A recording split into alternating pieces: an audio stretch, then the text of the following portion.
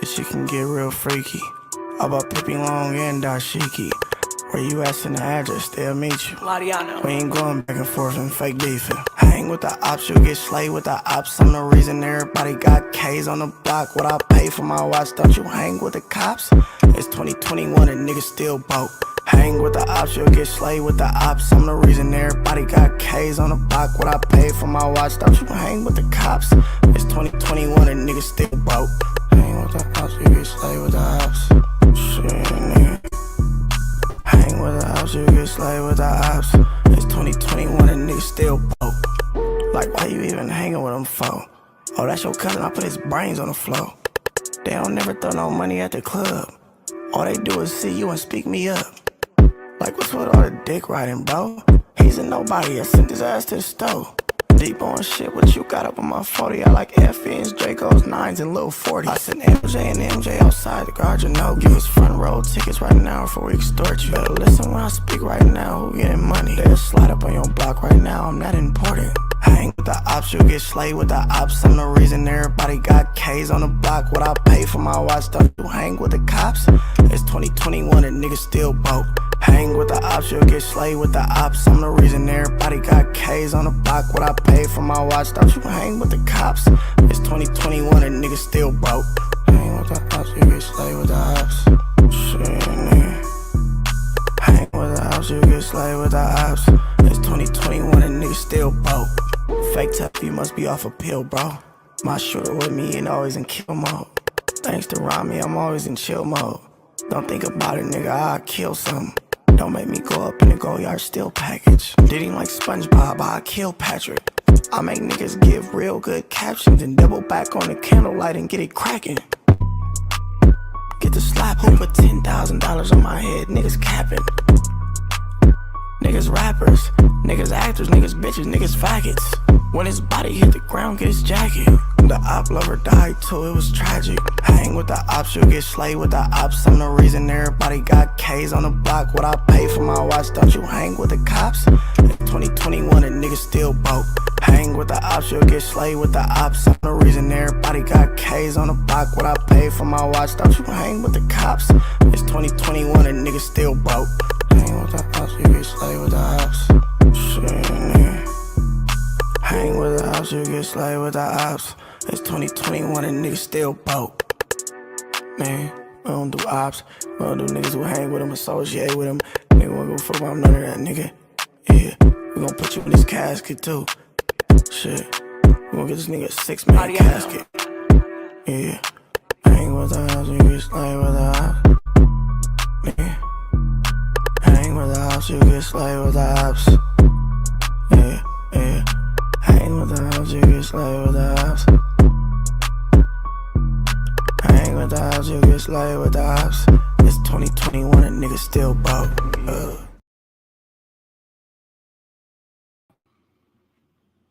Shalom, man. We back again. Tonight, it's gonna be an eventful night. About to expose white Hebrew Israelites and WHI. So I'm not even sure if I can call them white Hebrew Israelites and give them that stamp. I don't know the dude haplogroup like that, man. You know what I'm saying? Brother don't want to share his haplogroup. Where did he do that at? And we asking for haplogroups. We trying to identify you. You got so much noise and all this racist stuff to talk about with Black Americans claiming to be Jews. Why can't you give us your haplogroup? I'm going to tell you guys why this man cannot reveal his haplogroup.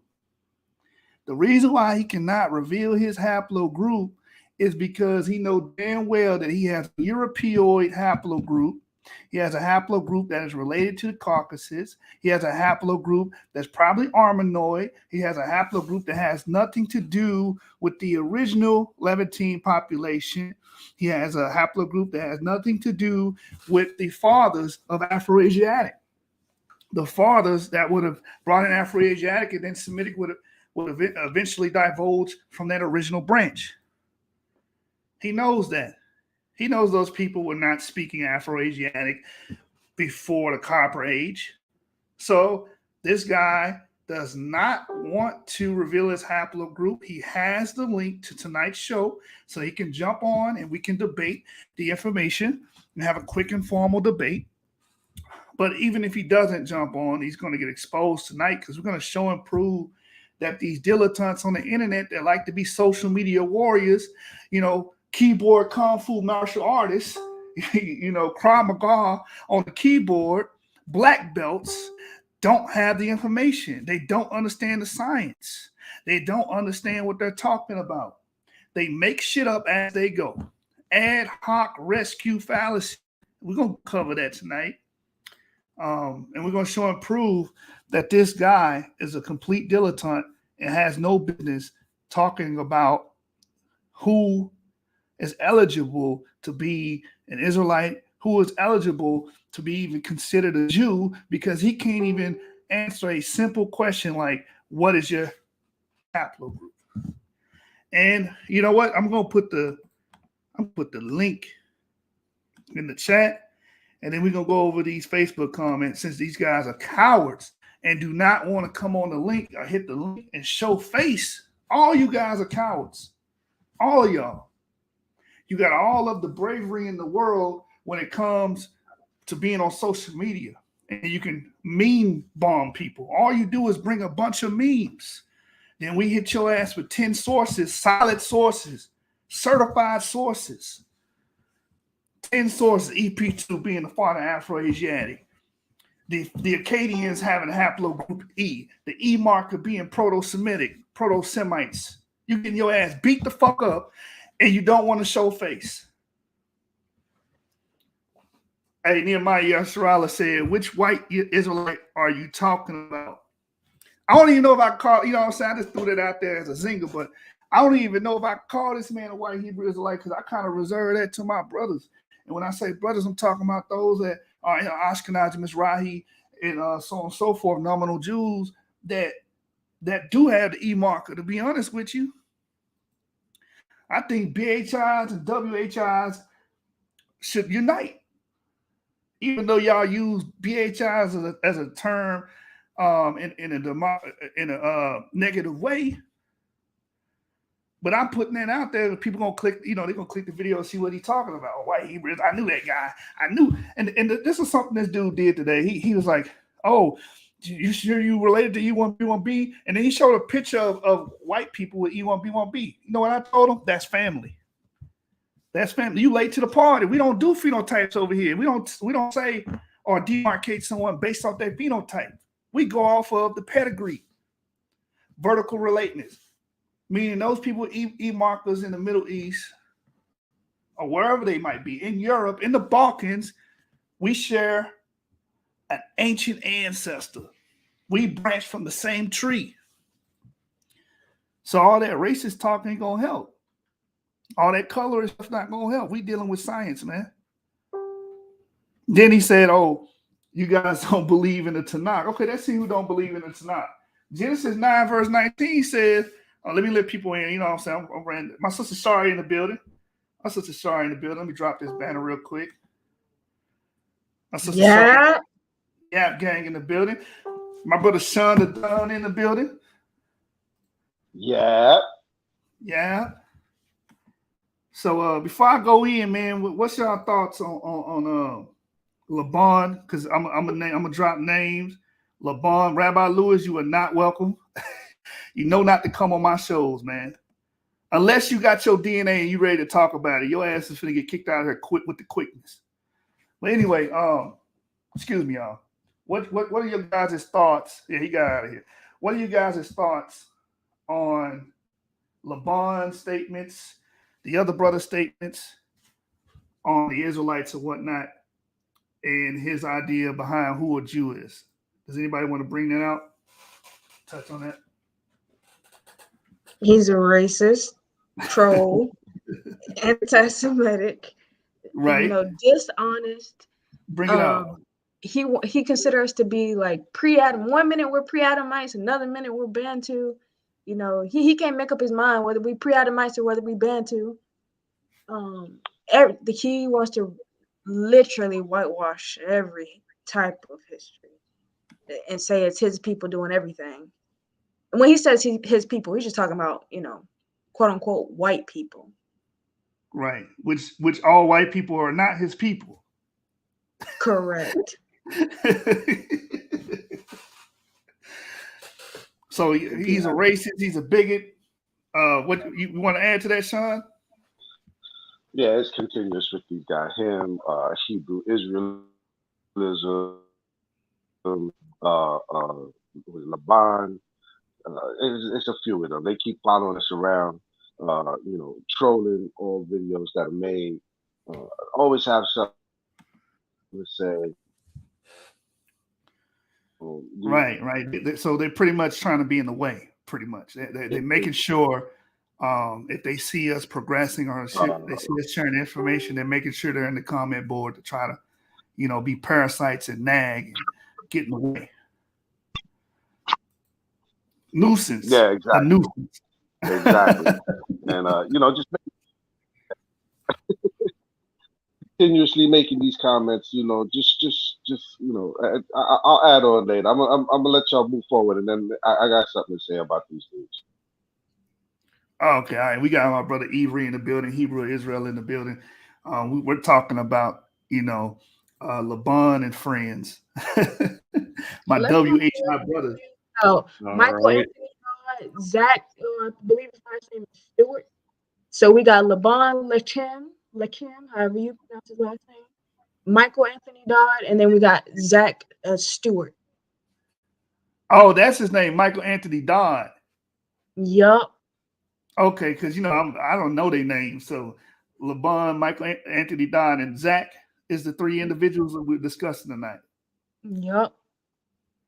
All right, Avery, real quick, what's a quick summary, your synopsis of these three individuals and their behavior on social media?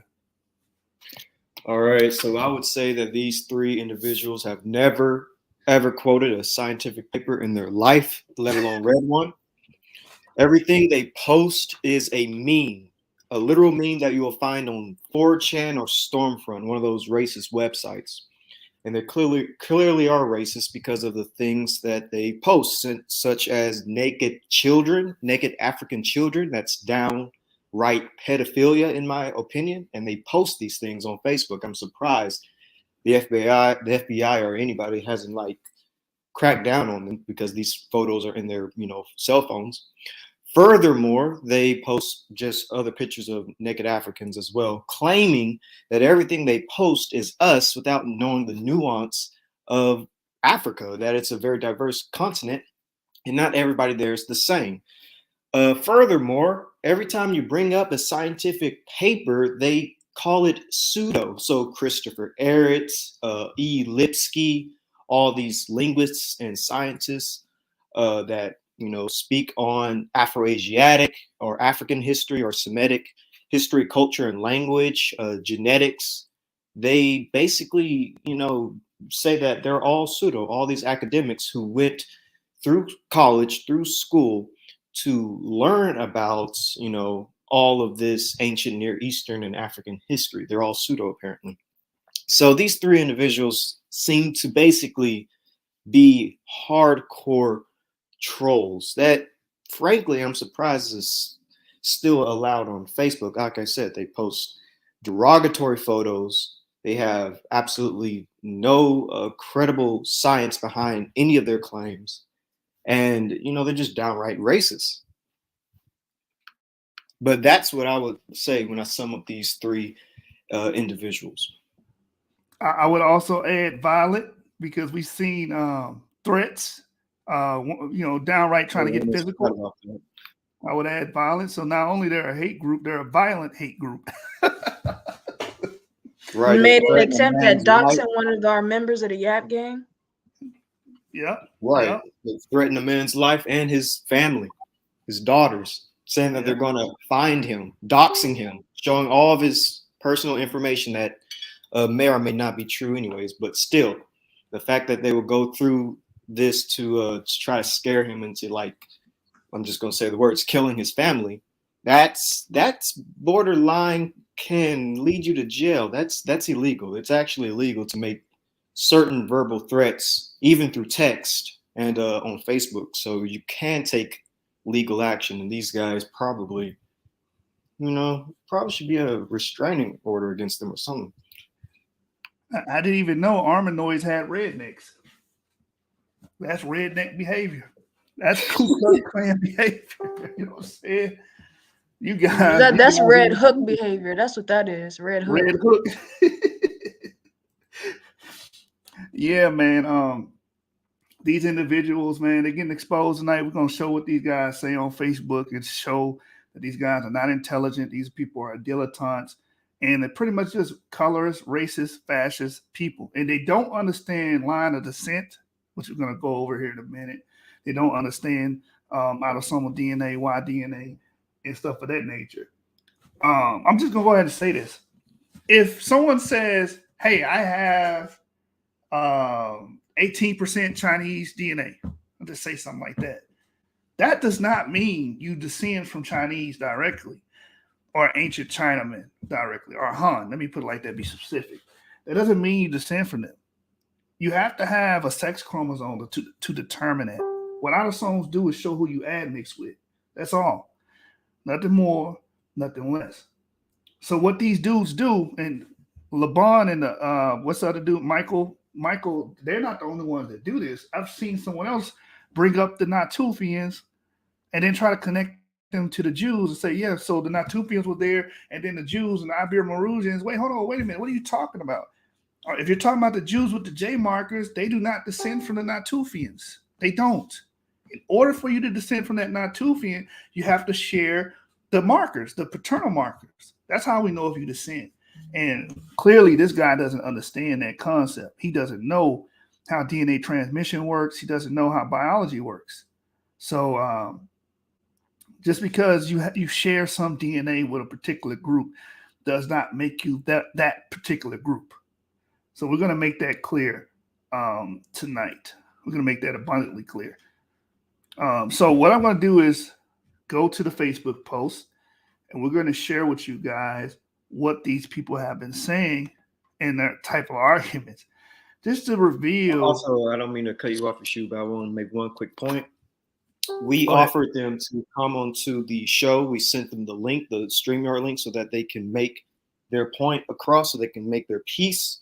So it's not like, oh, we're just saying all this stuff without them being able to defend themselves. We sent them the link. They're refusing to click the link. So we just want to make that point clear as well. We told them that we're live streaming. So right, exactly. Also challenged them to debates. We've also challenged them to debates and on Facebook, and they refuse. Right. Yeah, we've been throwing out, that invitation, and not just to them. Several people, a lot of people that talk all the noise on the internet, trust and believe, they've gotten the invitation to come on the channel and debate. They do not want to debate.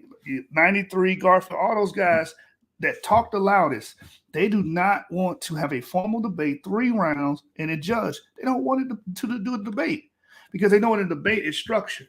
You're going to be judged on the things you say. You can't just make up stuff like this guy that we're about to reveal. This guy just makes up anything. And he levied an allegation towards us saying we don't believe in the Bible. That's what he said. We don't believe in the Bible. We contradict the Bible. But these are the same people that are on record saying that Noah's flood never happened. It was a myth. they also called us pre-Adamites. Pre-Adamites. Where is that in the Bible? What else? Abraham Also comes said- from the Caucasus now. Where is that in the Shem, Ham, Bible? and Japheth all come from the Caucasus. Yes, Shem, Ham, and Japheth all come from the Caucasus. They're all Jacob Caucasian. didn't necessarily exist. Jacob didn't exist. So, why are we trying to connect ourselves to mythical individuals when they're trying to connect themselves as J-Hackle group to the same people? The hypocrisy. Well, if he's saying that, then Abraham don't exist. We got to apply the same logic. Why are you guys invoking Abraham? And then I'm going to bring out something to show that don't even make sense. That because they're trying to say that J marker came into the Levant with Abraham. That makes no sense because J markers got into the Levant prior to him even being there. They don't understand that. Language. Oh, my bad. Yeah, go ahead. Bring it out. Go ahead. Plus, Semitic languages were spoken in the Levant for centuries, long before haplogroup J arrived in the Levant. Exactly. So right now I'm trying to pull the right conversation up. I believe it's the one where you start off with the armanoid phenotype, right? It is. Yes, it is. With It's the two thread photos. right there. All right. Just bear with me. It looks a little different than my phone, so I'm trying to make sure I got the right one. Yeah, this is it here. This is it here. So I'm going to share my screen, and you guys are going to see these dilettantes live and in action. And what's being stated. Some of you guys that are viewing this are probably familiar with these cats, you know what I'm saying? Because they go around Facebook finding anybody that's black and trying to challenge if they're Jews or not. They're not doing this with other groups. They're not doing this with other people that claim to be Jews. It's specifically blacks. They got a problem with black people. This is why it comes off racist. Because it's like, I don't see you doing this to any other group but black Americans or black people in general. Right. And we told them, like I even posted studies, how we accept Jews, like, everyday Jewish people with haplogroup E as being Jews. Like, we have no problem with that. And they still don't care, which is interesting. Right. And they always get caught up on that because they try to make it an argument of skin color. Right? They always try to make an argument of skin color, but hey, if these people from the Balkans have E3B, then there are people. The Jewish people, E3B, there are people. The brother from Lithuania that has E3A, he's white. He has a European, quote unquote, phenotype, but he's he's Yap. All right, so separate E1B1A from E1B1B. All right, so this is the conversation here. I'm trying to load up the entire conversation. It's quite lengthy. You know how these guys do. They spew a bunch of nonsense. So I'm going to go to the top of the conversation. And then we're going to work down and then counter these points live. So Ivry shared what he shared in the past and done extensive research and videos on about the armanoids and who they are and the phenotype of these people. So he says, this is true. This phenotype is classified as armanoid, typical among ancient non-Semitic populations and home to Anatolia, Armenia, and Iran. And then he gives you the information here. We will pull it up if needed. He also follows up and said Hittites and Hurrians are a great example of the armanoid type. Hittites are Indo-European Anatolians, and Hurrians are ancient Caucasian people. Both were in the ancient Near East, but neither are Semitic in origin. And the reason why he's bringing this up, because I made a post poking fun at Laban, because allegedly this is him with this hook nose here. So this guy always makes fun of black people and whatnot. So I was like, man, look at this dude nose. It looked like a protractor and a compass. You cannot be talking about anybody and you got a nose like that. That's an isosceles triangle, right? This boy got a slobber knock on his face. They want to talk about black people all day. Inspector Gadget head ass. Nigel Thornberry head ass. All right, so this is how this conversation started, right? So about the armanoid nose, because when people see this nose, they automatically assume that it's a Jewish thing. It's an exclusive Jewish trait. But actually, when you do the research, and thanks to our brother Avery, he has done this extensive research about where this actual phenotype comes from, and it's related to the armanoid people. So this is why he brought that up. And as you can see, we even have pictographs here depicting what an armanoid nose looks like. All right, so back to the conversation. So I'm giving you guys context on how this stuff started. So Hittites, Hurrians are a great example of the armanoid type. Hittites are Indo-European, Anatolian, and Hurrians are ancient Caucasian people. Both were in the ancient Near East, but neither are Semitic in origin.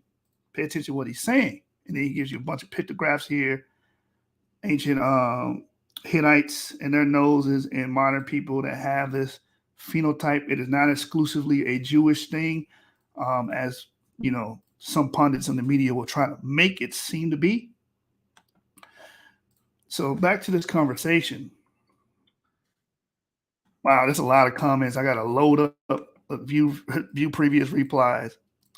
So LeBron, you can't join an actual video. He has a comment. Right. We can't get this guy. Look at how long this conversation lasted. It's like we can't get him on the show, but he can stay on his phone, on his computer, working his thumbs to ad nauseum, arguing. Why are you afraid to show face and come up here and be a man? Somebody said he got a Dorito nose, corn chip nose, tortilla nose. Somebody said he had a Roman nose. That boy do got that isosceles triangle going. I'm telling you. Nehemiah says his nose look like the Horites. Right. Exactly, okay. Spamming is what they do best. Dude is still commenting on the post. We done went live and everything, sent the invitation, and he on there commenting, arguing with himself right now. Bring your ass to the live so you can back up these claims that you made. If anybody knows a way we can live stream on Facebook, because I know you can y'all help us out? Because we can actually live stream this on the Rumble Room as well. I just put the link in Rumble, but we could actually do this live. Actually, we are live streaming on Facebook. We're live streaming on MYMT. Yeah. Oh, okay. My bad. We're live streaming on Facebook right now. Somebody on the panel, please send me the link so I can put it in the Rumble Room. All right, so Laban replies to the Armanoid thing by doing what they always do, ignoring it. Don't even touch on it. Don't even bring it out. Don't even say, okay, yeah, this is where don't even, acquiesce and say, okay, yes, this is where it comes from. This is what they do, passing of the buck, moving the goalposts. We're not even talking about this. This is what Laban says. And Laban not even in the conversation after this. I don't believe him. I think he left. So right here he says, so where was these Negroid statues and DNA in Mesopotamia and the Levant? First of all, why is that even a standard in proving anything about our people being there? Two, I know why. Why? Because it's all about lookership. Look at it. Exactly. Boom. That proves my point. Exactly. It's all about looks. It's all about looks. It's not about research. It's not about anthropology, archaeology, genetics. No, throw all that out the way. Go off of looks. And this is also how you catch emotionalism as well.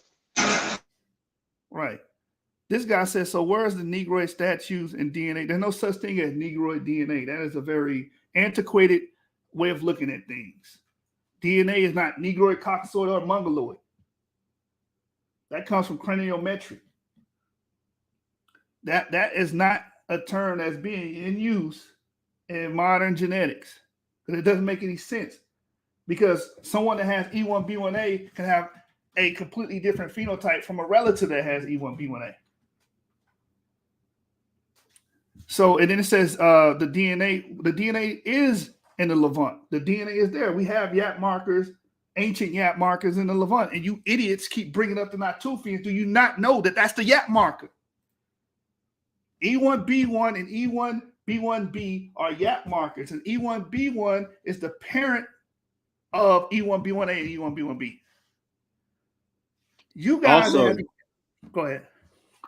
I'm gonna make this just real quick, but also all Jews have, sub-Saharan African DNA or a Yoruba/Luyah Bantu component in them that goes back, 3,400 years ago. How did they get that if we weren't there? Exactly.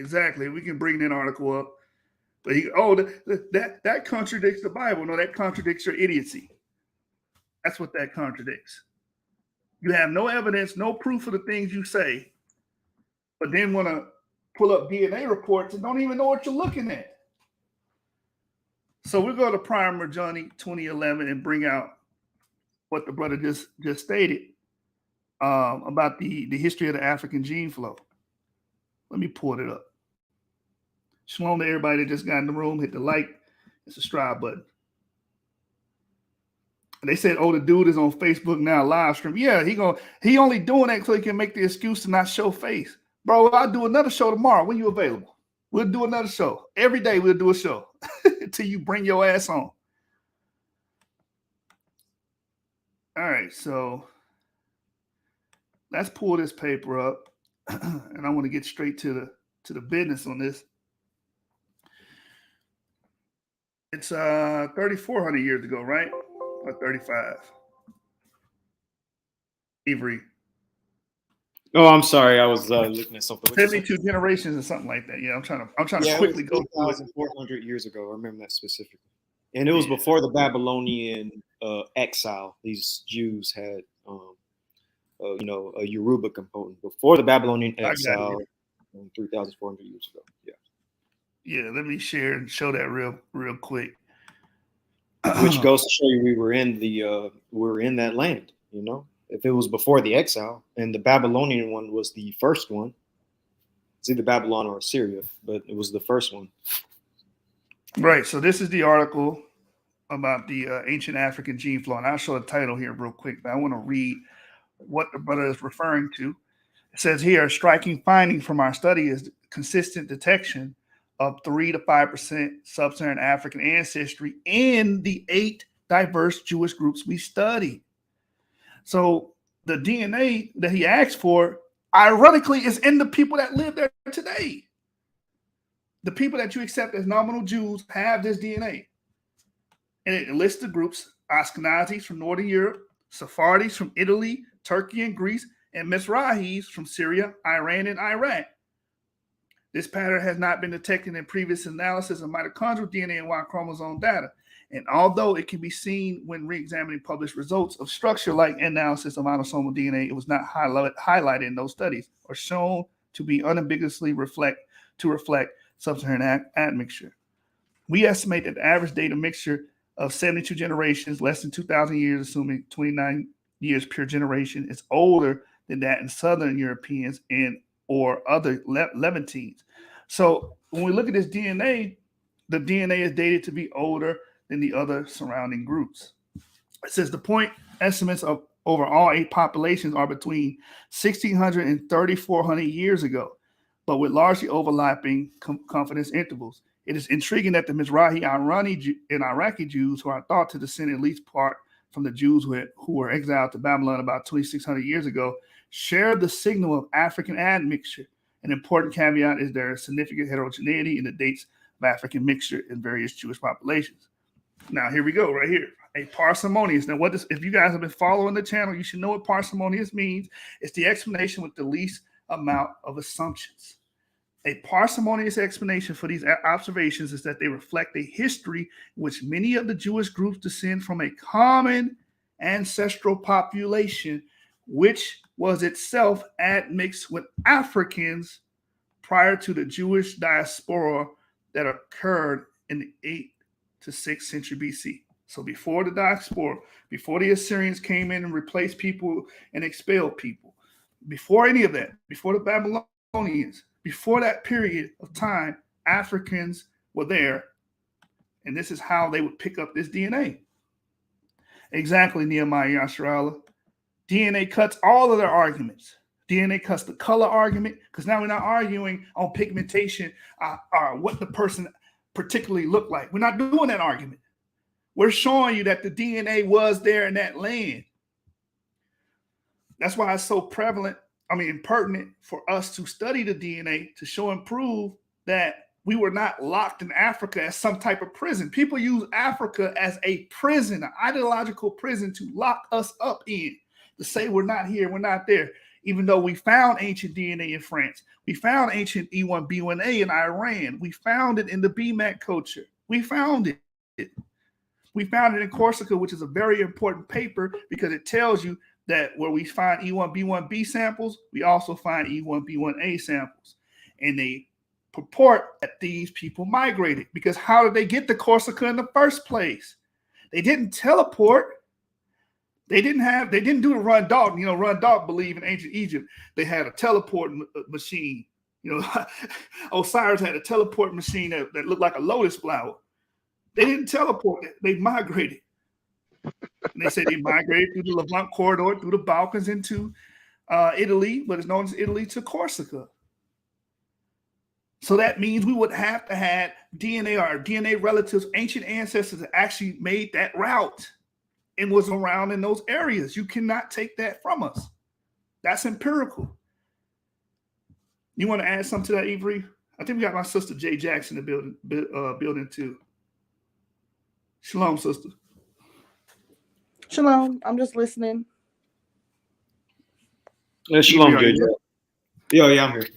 Yeah, so right, that right there just proves that, you know, we were in the Levant, we were in the land of Israel, the promised land, the land of Canaan, whichever term you want to use, and the Jews acquired our DNA before the Babylonian exile. And that's the key part, because obviously before the Babylonian exile, they were in Israel.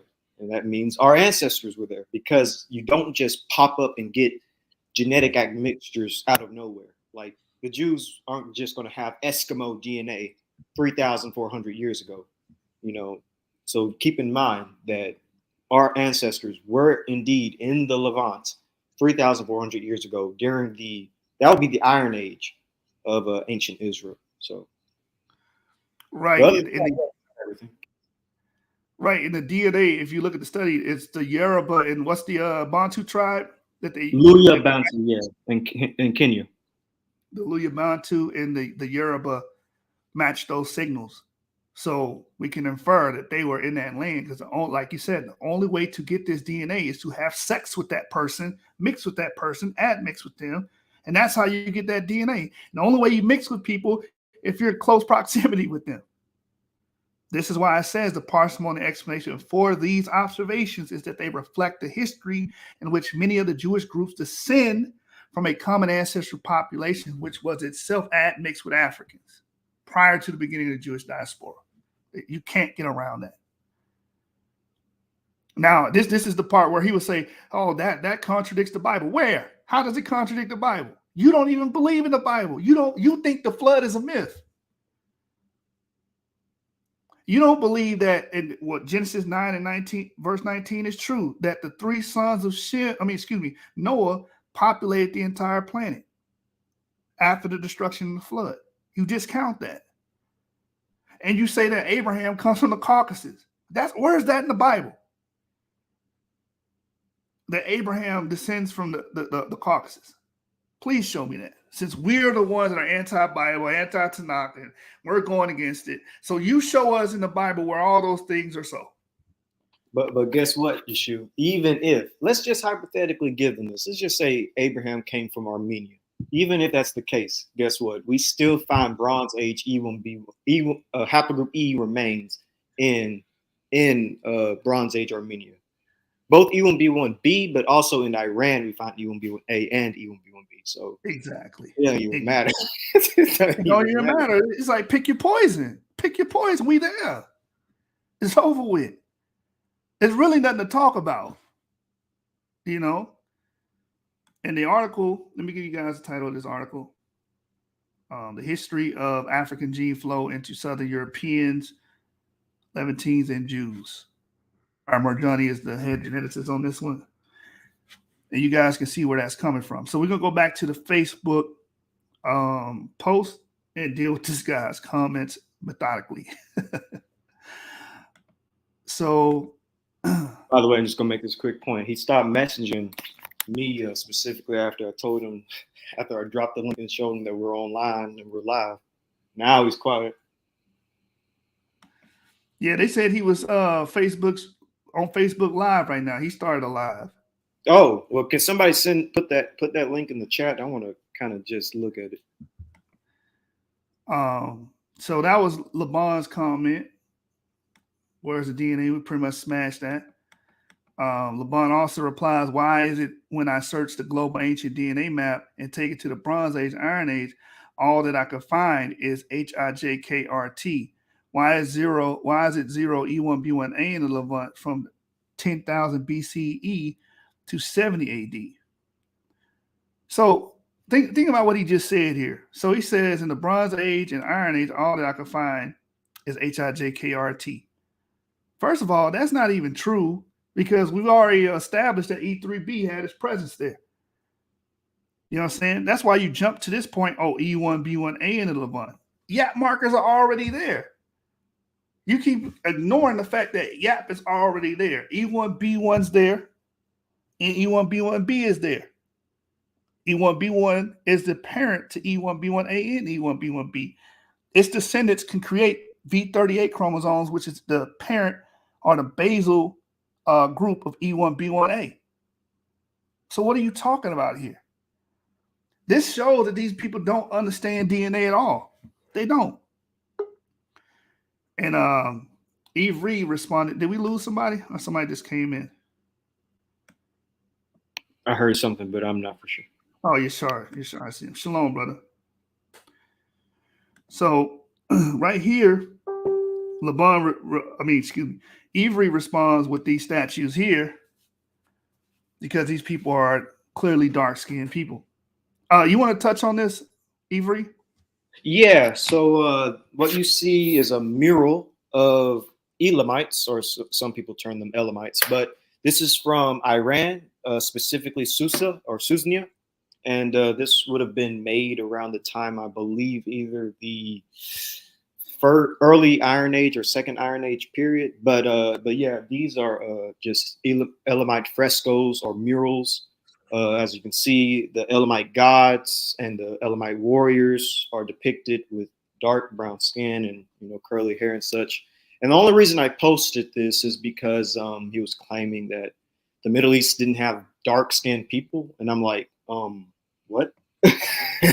You can find tons of artwork of dark-skinned Middle Eastern peoples if you want to. There's also sources that literally mention the phenotype of the Elamites. But another interesting fact about the Elamites, before I give it back to Yeshua, is that Elam is actually the first born son of Shem. So, you can kind of use the Elamites as an example if you want, that the early Semites would have been looked like this at least. But that's all. The Mari people as well, right? The Mari people too. Right. Mm-hmm. I don't think I posted that one, but that's another good one. Yeah.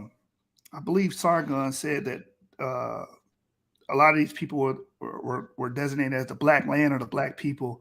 That's in the ancient writings. When people see that, they'll say, "Oh, that's esoteric." Yeah, that's esoteric. It doesn't mean physically, but then you see depiction.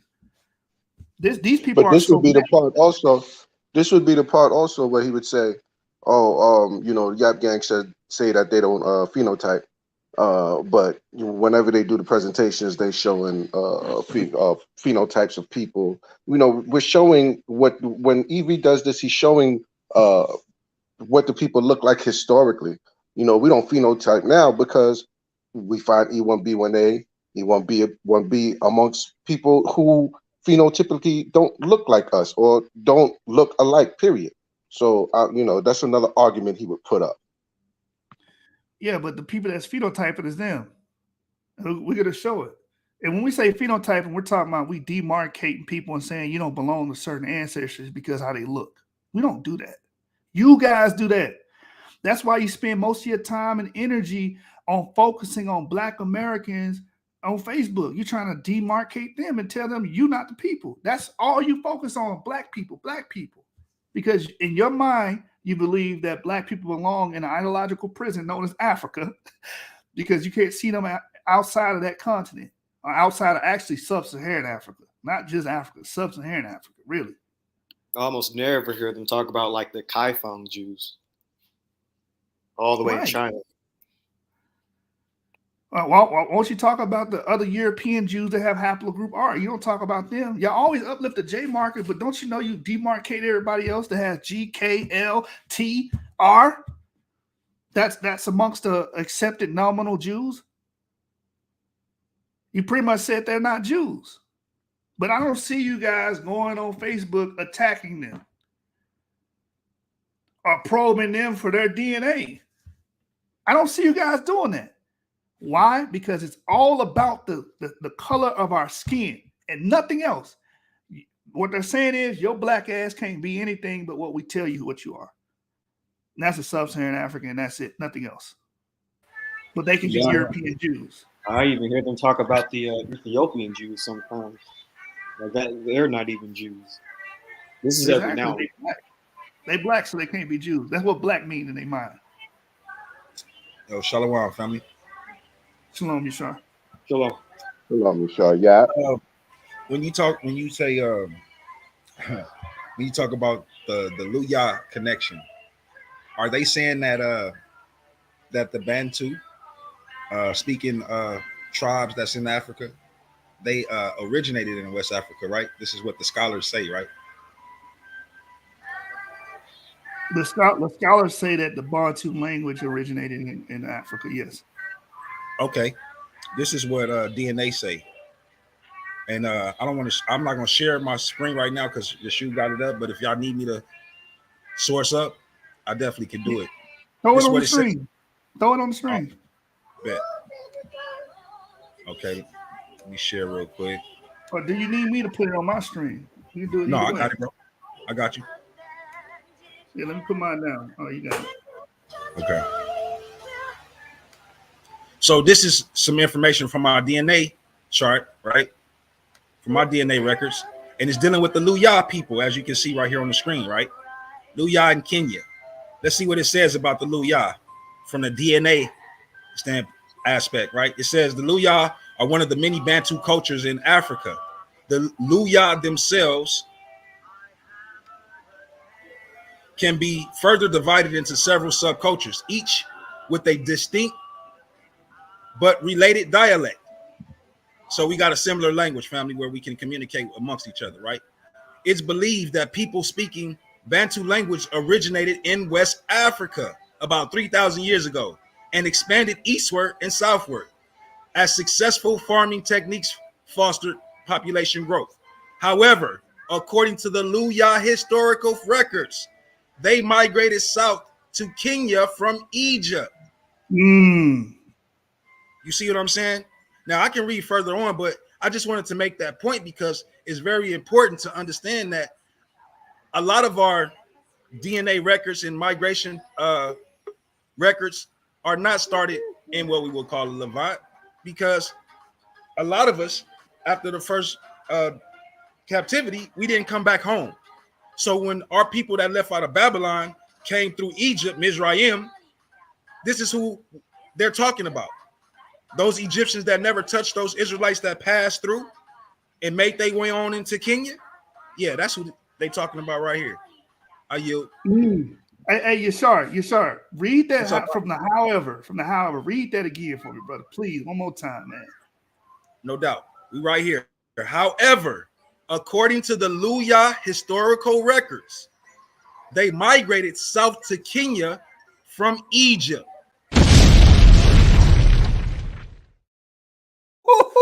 That's fire right there.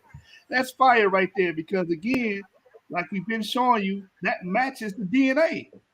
That explains why we see the Luyah and Yoruba DNA components amongst the early or first Jewish population, man, before they even spread it out or they were taken from the land. We see it there. It matches the migration. It matches many of the migrations and oral testimonies that we hear about that's associated with these West African tribes as well. They say the same thing. That, hey, my ancestors have always taught that we came from outside of Africa. We came from the east and migrated into West Africa. And now the DNA is showing the same thing, man. You sure you want to bring some more out on that? Nah, bro, I just wanted to tap in and support the source that you brought out with actual modern day science DNA.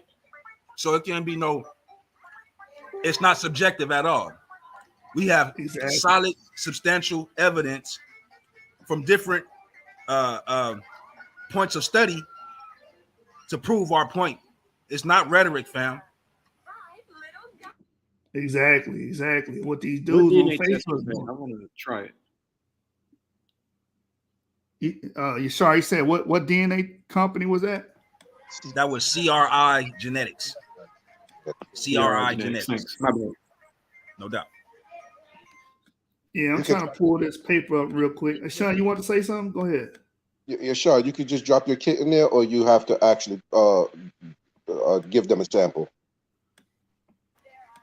No, I actually took the swab test and sent it off. So yeah, you might want to check the website and see if you can do that, Sean. But like I said, the oral testimonies match the DNA and the migration patterns.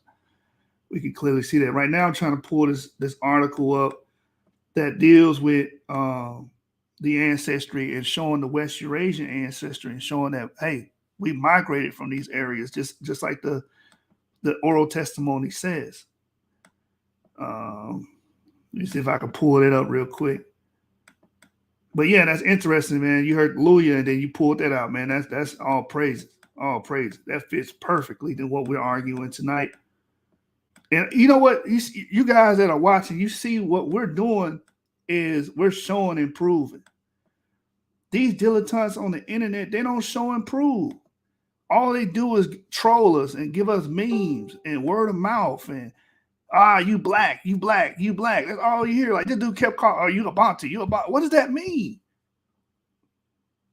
To them, that means you're not a Jew. Or that to them, you don't descend from Israelites. But you're not showing and proving nothing, man. You ain't give us no evidence, no nothing, no PDF, no reference. We can't even read where you getting this stuff from because you forging this stuff in your head as you go. That's why. It's funny. He'll call some Bantu, then he'll show a picture of an ancient Nubian.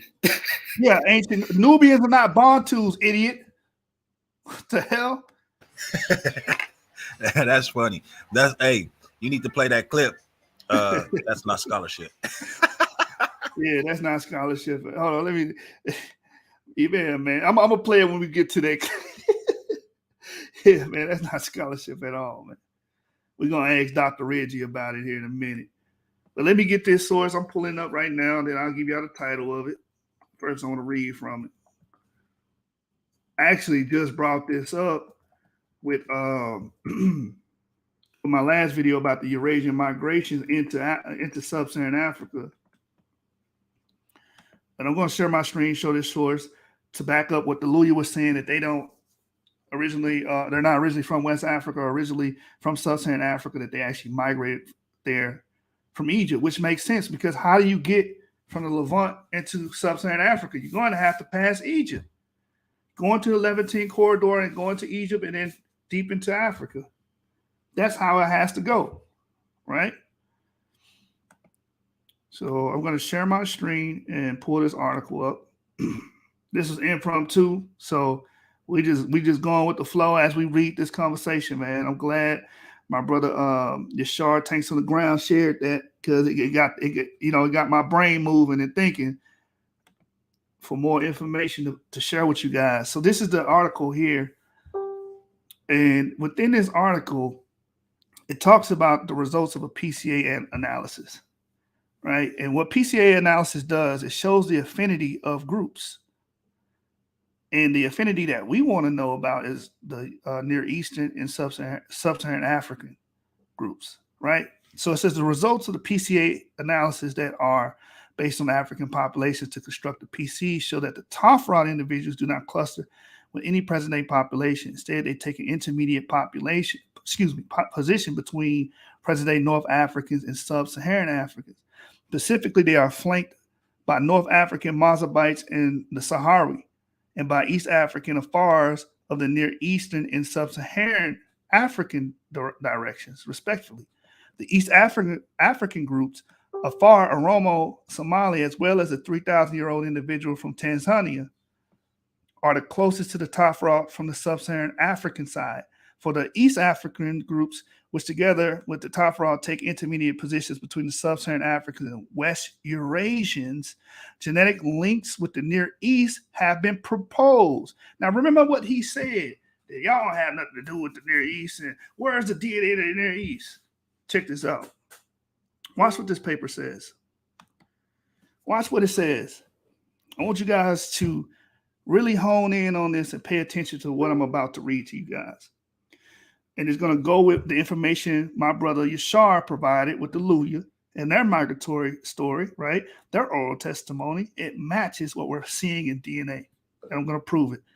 Genetic links with the Near East have been proposed.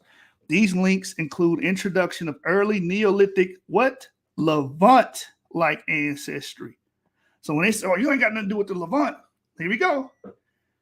We have genetic links with the Levant. Watch, it says associated with the spread of pastoralism into East Africa less than 4,000 years before present, and South Africa 2,000 years before present. A more recent link is the spread of Bronze Age Levant-like ancestry. Bronze Age Levant-like ancestry in sub-Saharan Africa, together with agriculture during the what?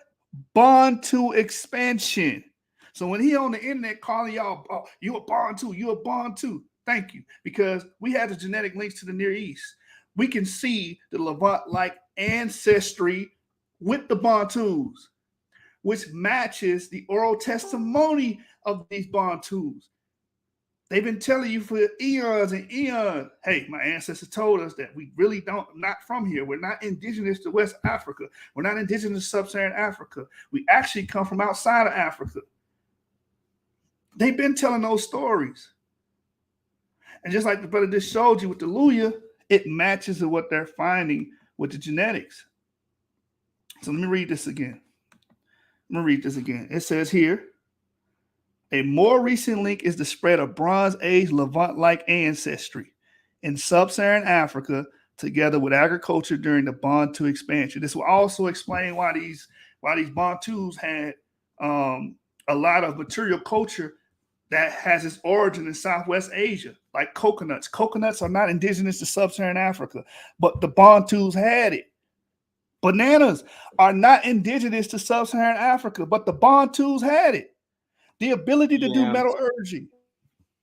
What'd you say? Yams. Yams are not indigenous to Sub-Saharan Africa. So horses. Go ahead, bring them out. List them out, brother. You got it. List them. Yeah, yams, horses, specific type of chicken, I believe. There was a few other things. I think there was nuts? Or wait, no, maybe it was a type of beans. I think a lot of West Asian animals. Yeah, cattle. Yeah, cattle. Yep. Yeah, go ahead, Sean. Yep. The double humpback cattle. That's not indigenous to Sub-Saharan Africa, which we find being associated with the Bantus. So it's all full circle. The oral testimonies match up, the DNA match up, and the material culture match up. It's telling the same story, that these people come from outside of Sub-Saharan Africa, which matches also the DNA studies showing Sub-Saharan African DNA will have date back to 3,400 years ago in the early Israelite cluster. It's all matching up. This is why they don't want to deal with DNA, archaeology, anthropology. They want to say it's anti-Bible because it's giving a better case for us. And they don't like that. When we study DNA on J, that's coming from the Caucasus. It has nothing to do with the Levant. They invaded the Levant through the Hurrians. But our DNA has always been there. We always had Yap markers there. That's why y'all bringing up the Natufians and Ibero-Mauritians. All right, let me get back to these comments, man. Oh, let me give you guys the name of this article. This is the supplementary materials for Pleistocene North African genomes linking Near Eastern and Sub-Saharan African human populations. So you guys can look it up and research that on your own. So let's get back to this conversation.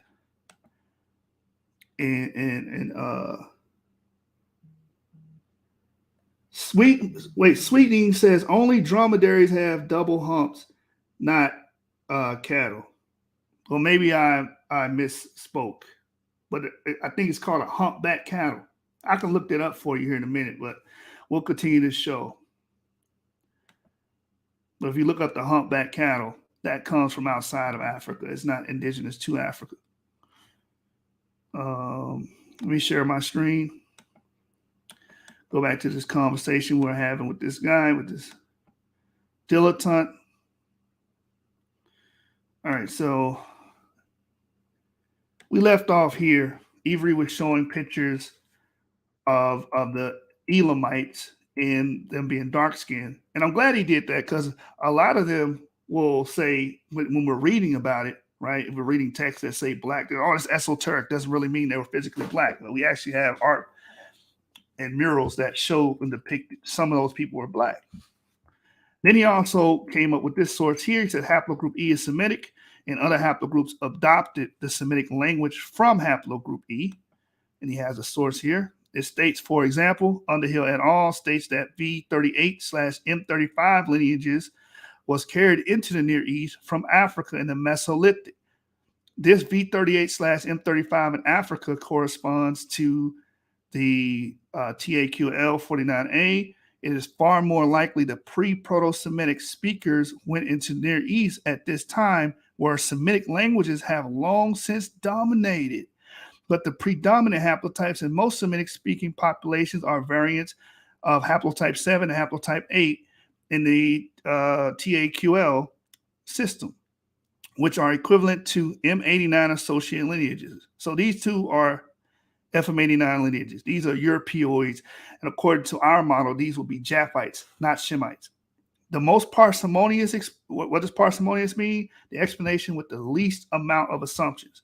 The most parsimonious explanation is that ancestral Semitic was adopted by those bearing haplotype 7 and haplotype 8. So these J markers that speak Semitic today, their ancestors adopted it from who? The V38, M35. What's V38? E1B1A. What's M35? E1B1B. So the brother brought a perfect source showing the original speakers and the origin of Proto-Semitic comes from E markers, Gap Gang. And these FM89 lineages. Bring it out, brother. Bring it out. Go ahead. You got it. No, I was just going to say I'm going to bring more of this out this Friday. I'm going to premiere an episode that typically comes on my show. I'm going to premiere it here Friday at 6 o'clock. Haplogroup E versus J. You know, who is Proto-Semitic? Shem. And it's going to lay all this information out that you should just read, because there's tons of papers, sources, references that deal with haplogroup E being Proto-Semitic, and every other haplogroup that isn't E basically adopted Semitic from E. I mean, There's a lot of information that covers. I'll let you. Also, some of J was also placed there after during the Assyrian captivity. They was placed there by the Assyrian king. You know, we have a study on that one as well with the Samaritans. Right. These people are coming from outside the Levant into the Levant, absorbing the language, absorbing the cultures, and invading. It's no different than what we've seen with the Europeans coming into the Americas, taking over the Americas, reducing the population, and now majority of people speak PIE, Proto-Indo-European language. We speak English, we speak Spanish. You know, people over here don't speak Native Indian languages like that. It's not predominant. The predominant languages over here are PIE. Right? Same thing with the Bantu expansion. Same thing. Same exact thing. Same exact concept. So Lamont responded, did you like the ones the Arabs didn't paint in 2008? So I guess he's trying to say, oh, the other picture's not black. This is the type of stuff they do. Like I said, you guys have a problem with anybody that has melanin in their skin. Even in this picture you're showing, you can tell that this man has brown skin. I don't understand the argument here. Plus, why would an Arab want to paint it? Like, that doesn't even make sense. Like, yeah, where's the logic in that? Like, what? Yeah, and that's another thing too. That statement, what is he talking about? Can that statement be verified? I don't know what he's talking about. These people always make up stuff on the fly. That's why they love social media, because There's no fact checking. There's no merit. All you can say anything on here and get away with it. But if you bring your ass on this link, we're gonna force you to show you where you're getting this from. And that's what they're afraid of.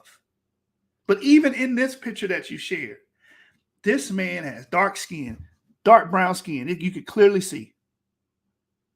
Definitely not a blue-eyed, blonde-haired German. Oh man. Are you sure that's not a Nordic from Sirius A? But hold up. Right.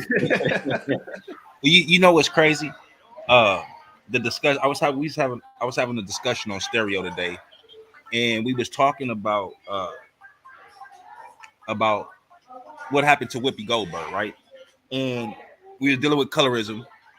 But what's crazy is how these Jews tried to make it seem like she wasn't speaking truth when she said that it wasn't a race issue, right? Because if it was a race issue, that means that Hitler wouldn't look like them. He would look different than them, right? But when you understand, they all Germans, right? They come from the same area. They come from the same place. They look just alike.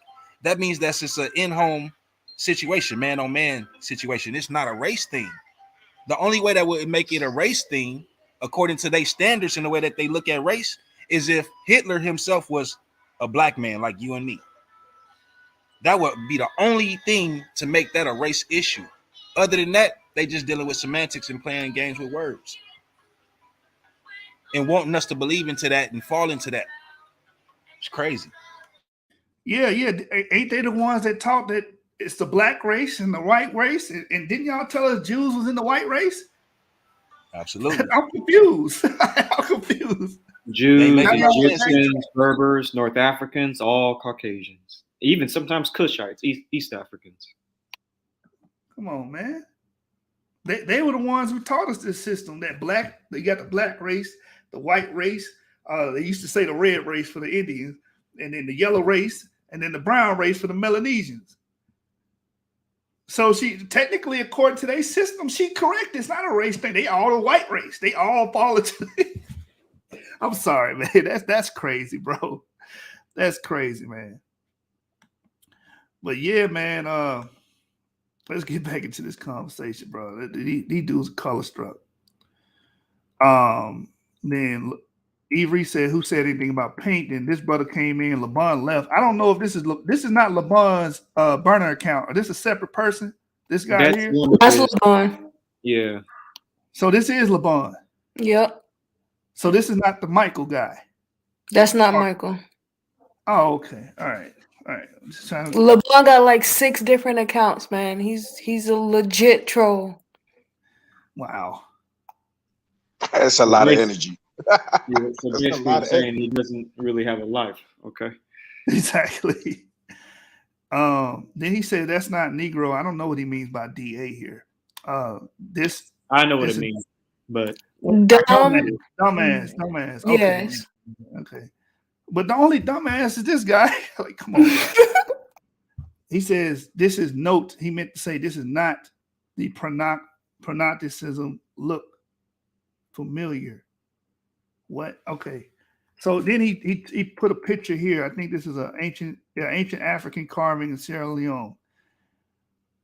I don't know anybody who looked like that, but that's the stone. That's the stone cut he put here. And I guess he's saying, "Oh, you got to find this in the Middle East."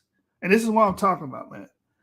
Like this, you can't judge anything off. First of all, this is a stylistic type of cave carved drawing. I don't know anybody that looked like that. Can somebody show me somebody that looked just like that? I don't know nobody that looked like that. Where's that supposed to come from, bro? Like who supposed to sculpt that?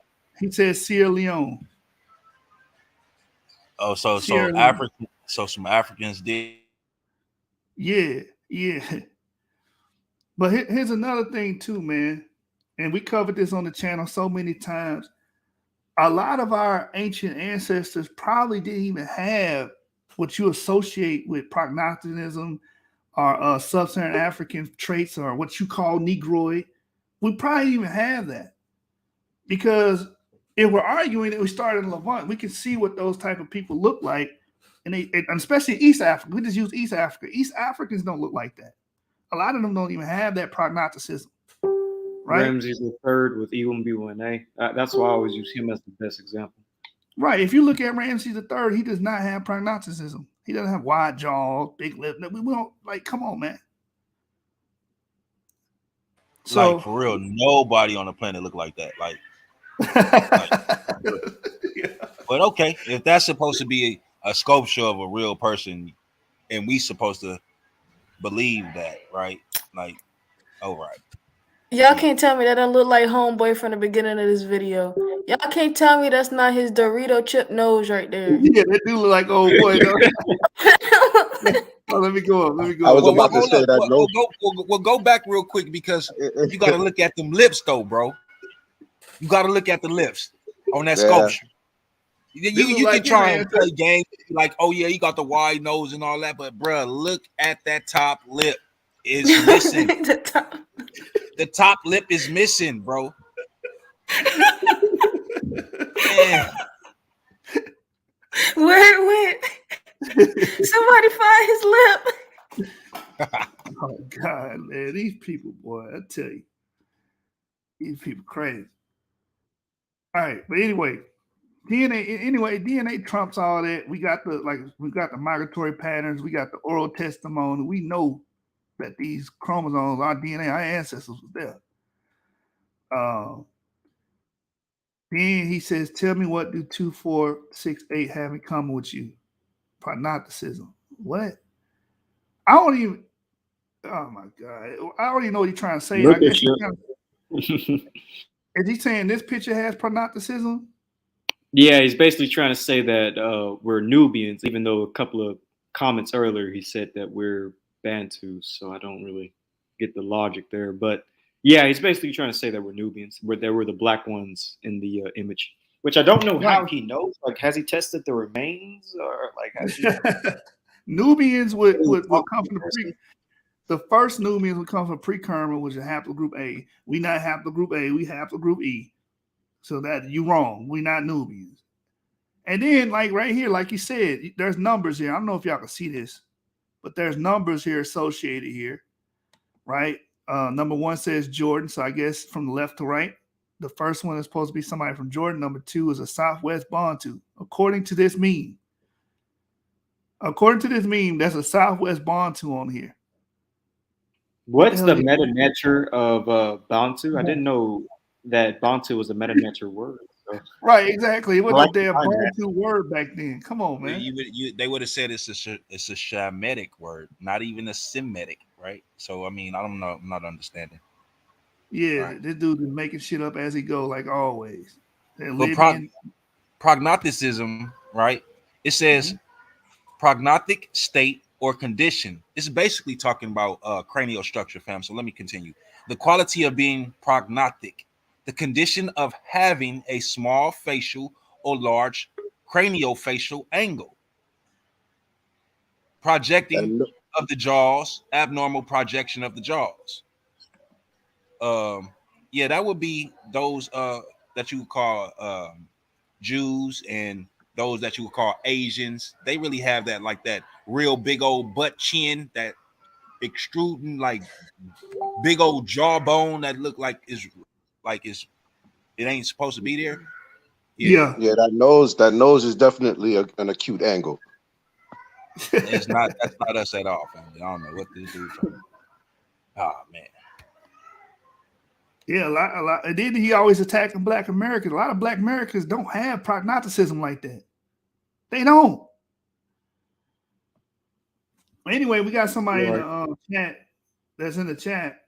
This guy right here says Yoruba and Igbo are Olmec, also known as haplogroup E Canaan. So if you want to join the conversation, and maybe we can find out where you're getting this information from, you can source up and let us know. Yeah, Olmec is South American. That's a South American, Native American people. What? We do this all the time. Invite these dudes up. They ain't coming up, man.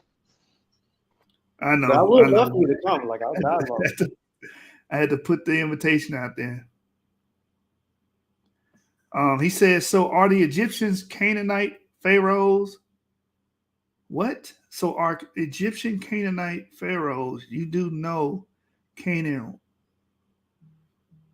Damn, man. Oh, I know Ram? what he's saying. I know what he's saying. Yeah, he He's said- basically Oh, saying Ram. he's Yeah. talking about Egypt. the Hyksos, basically the Hyksos people. Because he's saying, so you know, the Canaanites, you know, people in the Levant are pharaohs. Do you know that Canaan ran Egypt at one point? But that wouldn't, the Hyksos wouldn't line up because Hyksos were considered to be allies with Egypt, right? So they were sending, when we were coming into the land, the Canaanites and the Hyksos rulers, or what so have you, they were sending report or letters back to Egypt looking for help because we was in there whooping butt and taking names. You see what I'm saying? So, and that's in the my God, it's just, I can't think of the stele right now, Yeah, but I I'm know gonna what look you're it talking up. about. You're talking about the Tel or Marna letters, but that would be kind of a different time period. But I know what you're saying. So you say that the Hyksos were Canaanites? No, I think this person is saying that the Hyksos were Canaanites because the Hyksos, you know, they're a West Asian people who came from the Levant and slowly Right. took over Egypt, either through peaceful migration, but some people say forceful invasion. There's two different models, but yeah, I think that's what this guy's trying to say. But leave another comment, TNBR, so we can know what you're saying clearly. It might be what's the name burner account, man. It might be LeBron's burner account. Yeah, he just created a new one just to come over here and hang out and troll. Yeah, I don't know what the hell he talking about. So we're gonna get back into this until he click that link. You know what I'm saying? I ain't gonna pay you no more, never mind, until you click that link, brother. You know what I'm saying? That's it. All right, so like I was saying right here, in this photo, he says Southwest Bantu. It's impossible for you to have a Southwest Bantu or the word Bantu here. The Egyptians don't know what the hell that is. And secondly, these groups, if they're Nubians, we're not Nubians. Nubians would most likely have haplogroup A, not E. It's that simple, man. So you just gonna have to drop that argument. This is silly. In other words, you're not gonna be able to take this image to no Egyptologist and tell him and make him say that these people are Bantu. Stop it. I was joking on that boy nose. I said that boy knows probably not to. And he asked him what specific African tribe, culture, and people also people made stone statues. Tell me the Egyptian words for each one of these ethnic groups. See, he couldn't tell you the Egyptian words for those ethnic groups. He just He made can never do that. I ask him that every time. He just seen black people on there, and in his mind, all black people is one thing: Bantu. That's how you know someone's racist if they allow white people to be diverse and have diversity and have different groups and subgroups, but black people can't have diversity. They all have to be one thing. Then you know that person's racist. It says correct those. It literally says they adopted the language from haplogroup E. It's in the final sentence. Can you read? Yeah, so did we read that source? Yeah, we did read that source. Ancestral Semitic was adopted by those bearing haplogroup 7 and haplogroup 8. You do know what adopted means, right? They didn't speak it originally, but who spoke Proto-Semitic first? Haplogroup V38, M35. That's E1B1A and E1B1B. And I said he couldn't read. I had to show him the adopt definition, but he said something prior to this, right? He must have deleted it. Didn't he say they didn't adopt it or Well, something for like some reason, Facebook, the thread doesn't go in the exact order as everything, so it's kind of like jumbled together. But, yeah, because he made a comment pretty much It saying might be that right there, Yashub. Right there. Is it that one? Nah, he said it. I think he deleted it, bro, because it was right before that. He basically was saying that he we were did say lying. he deleted some of his comments, but yeah, he deleted it. He deleted it because he was on here saying that, oh, y'all lying. Y'all didn't have a Proto-Semitic. That's basically what he said. And I was like, bro, the source he said clearly says that the haplogroups J and R and all the other stuff, they adopted Semitic from our people, from our ancestors. Haplogroup E1B1A and E1B1B. So he deleted them comments because he knew he was gonna make his ass look silly. Wait. so he's saying that the Natufians are not Shemites. And then basically what he's saying is that the Shemites came from outer space to invade the Levant. Like, what is this clown talking about?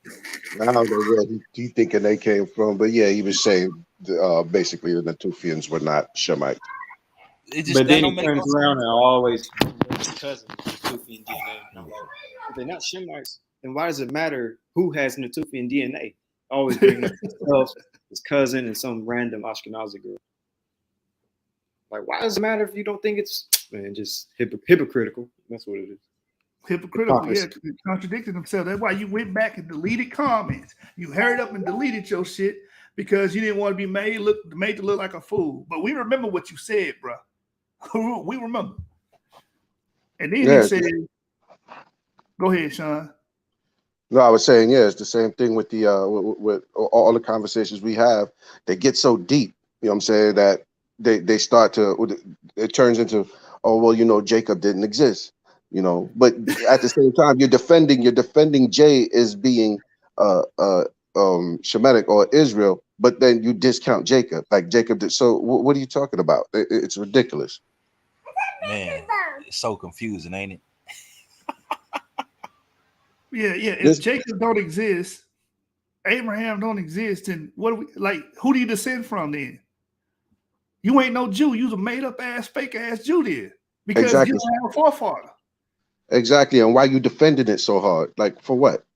Because now that you're getting challenged on it, and then we busting you in the head with all of this information, you can't handle it no more. So you know what? Let's just blow everything up. Nothing exists, you know, and then come right back and give the argument again about Jay. It's ridiculous. He says right here, prove it. Where's the written language? Now, Tufians didn't write. Now, nobody said there was a written language during this time. This is just some argument shit that he tried to throw out there. It's called straw man fallacy. He's going to beat the straw man up. He says, now, Tufians didn't write. By the way, they were already there when the Proto-Semites invaded the Levant. Who are these Proto-Semites that invaded the Levant? You know who he's trying to say are the Proto-Semites? Those motherfuckers that came from the Caucasus. That's who we trying to say is the Proto-Semite. They was not speaking. What language was they speaking? You mean those Hurrians? They were speaking Hurru, but they can't. which is a Northeast Caucasian language, not Danish.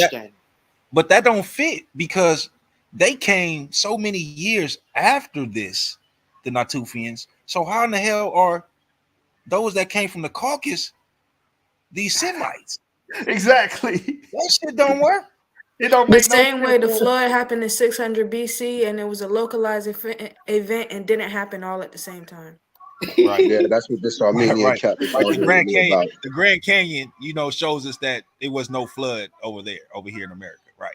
Come on, man. That's crazy. Yeah, that's what that Armenoid cat was arguing about. Like the flood was a local flood.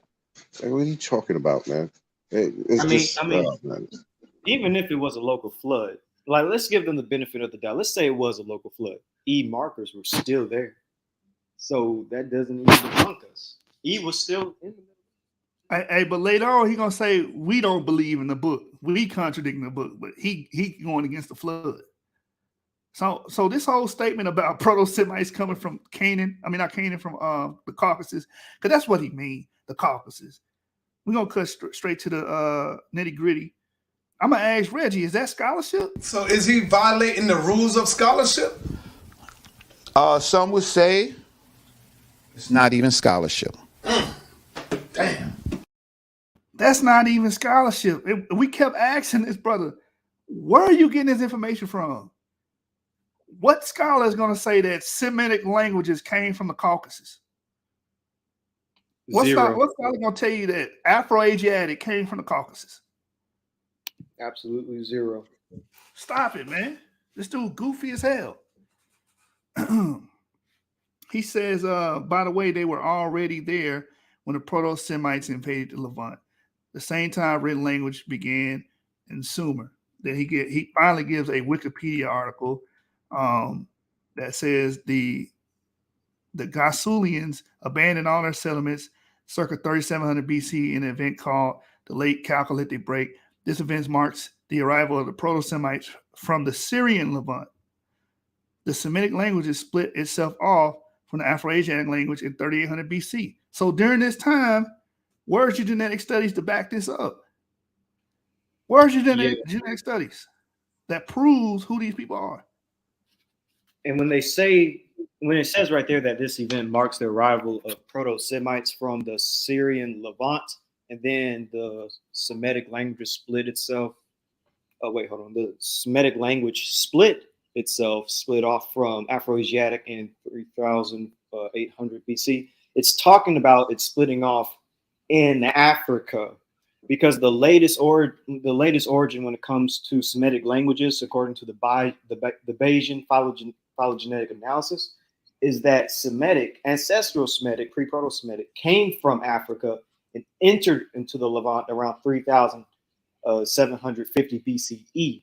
So it's not that Semites are coming from the Caucasus or anything. It's Semites coming from Africa. Right.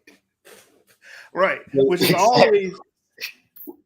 have always been associated with Shem, because we even brought it. That's in our tradition. When you read Jubilees, it tells you that the land allotment of Shem stretched to westwards toward Afra, which is Africa. It tells you that. Then we have another tradition in Josephus that one of Abraham's sons was said to actually come in and invade North Africa, and that the name Africa comes from his son. Ephra. Right. So what is this dude talking about, man?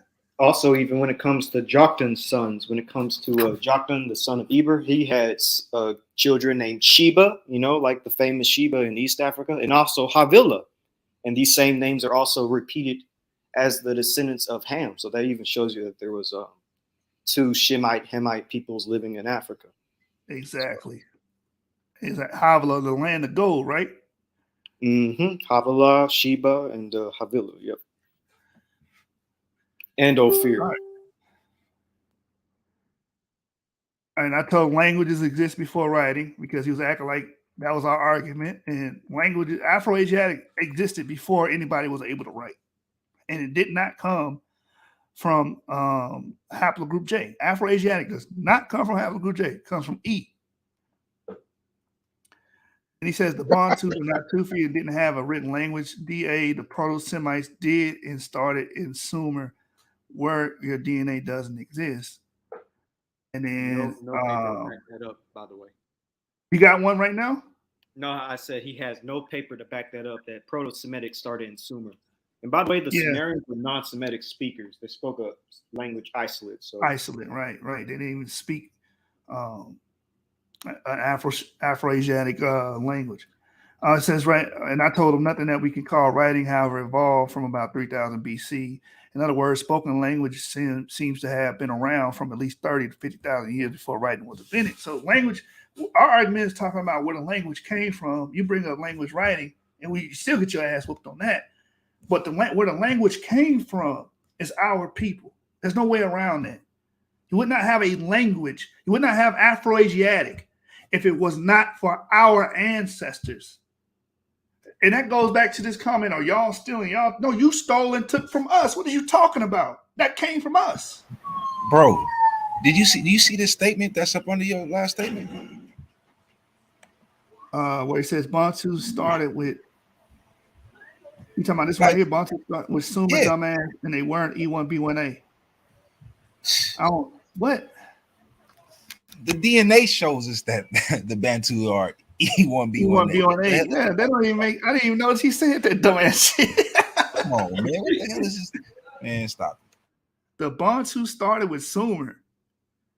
This is why he got to be on here live so he can explain this shit. I can't explain it for him. This is some weird shit. You know what I'm saying? Doesn't that help our argument by saying wait, what? Right. It's some bullshit. He pulling all this straight out his ass. I know. Or out of his friend's nose. It's definitely room. And he says, I guess Sumer was slapped full of HIJKRT. And then my brother, Yep, a bunch of non-Semitic people. a bunch of non-Semitic people. You know, we know where Jay come from. We'll talk about. You want to take that trip to Georgia? We can take that trip to Georgia real quick. Georgia. He's still replying to this thread. Why would you jump on your ass? Me and Shari. Oh yeah, he's still trying me, but that's okay. I'm making him run back to his cave soon enough. Don't worry about it. He need to join the link. He need to jump on and explain these comments. Man, Charmin Ultra Soft ain't getting up here. We know that. It says Natufians are anthropologically descendants of Semites. And then he quotes the Hot Pursuit of Language and History. Prehistory, it says that this paper makes an additional inference since there is archaeological and physical and anthropological reason to believe that the Natufians were related to modern Semitic speaking peoples of the Levant. You know which one you should have did? I don't know if you did it, bro. I did two different ones about the Natufians. You did? Yeah, let me get that one, bro. That was powerful, bro. And I only brought this up because he claimed that Natufians were not the ancestors of Semites. I don't know if like he was deleting some comments, so I don't know if you covered. Yeah. I'm looking through the thread. I'm like, bro, he was saying so much stuff, and it's gone now. He was like, oh, I don't want to be on record. Right. Yeah, it's better if we start screenshotting this stuff. It's better if we start screenshotting this stuff instead of pulling it live. I took some screenshots of the very end of it. Like I took screenshots where I told him to come onto the live, so he can never like act like we didn't offer him to come. Next time, I ain't gonna tell him shit. I'm just gonna go live. Then after I'm done going through all his comments, then I'm gonna tell him come on, so he can't go back and delete stuff.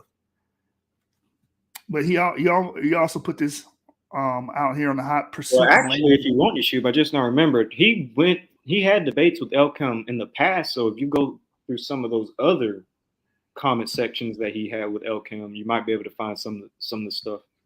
He just heard you say that. Now he gonna run in those conversations. He gonna run in that conversation and start deleting. I mean, but that's cool because that's all right, because what it does is it shows everybody on Facebook, because he's pulling it off live. We doing this live. He's pulling it off live, and he's already made these statements, and people have been seeing him make these statements, so they're gonna know he's full of shit. Yeah, true. Yep. Avery also posted this. The presence of Semitic in the Near East might be explained as follows. Early pre-Proto-Semitic speakers would have migrated into Syro-Palestine before the Neolithic, being taken there by M35 bearers, specifically M35/78, and adopted by populations bearing M89 lineages. Again, E markers brings in the Proto-Semitic, and the FM89 lineages like haplogroup J adopted that language from the E markers. It starts with our people, our ancestors, not yours. Also, keep in mind that part where it says that early pre-Proto-Semitic speakers would have migrated into Syro-Palestine, and you all remember what he said earlier about. Your mic went low, brother. Your mic is low. Oh, my mic is low. Can you hear me now? Yeah. All right. So where it says early pre-Proto-Semitic speakers would have migrated into Syro-Palestine, that's what I mean by that they migrated into the Levant from Africa. And he mentioned earlier how Semites migrated into the Levant. He said it was Sumer, which is incorrect.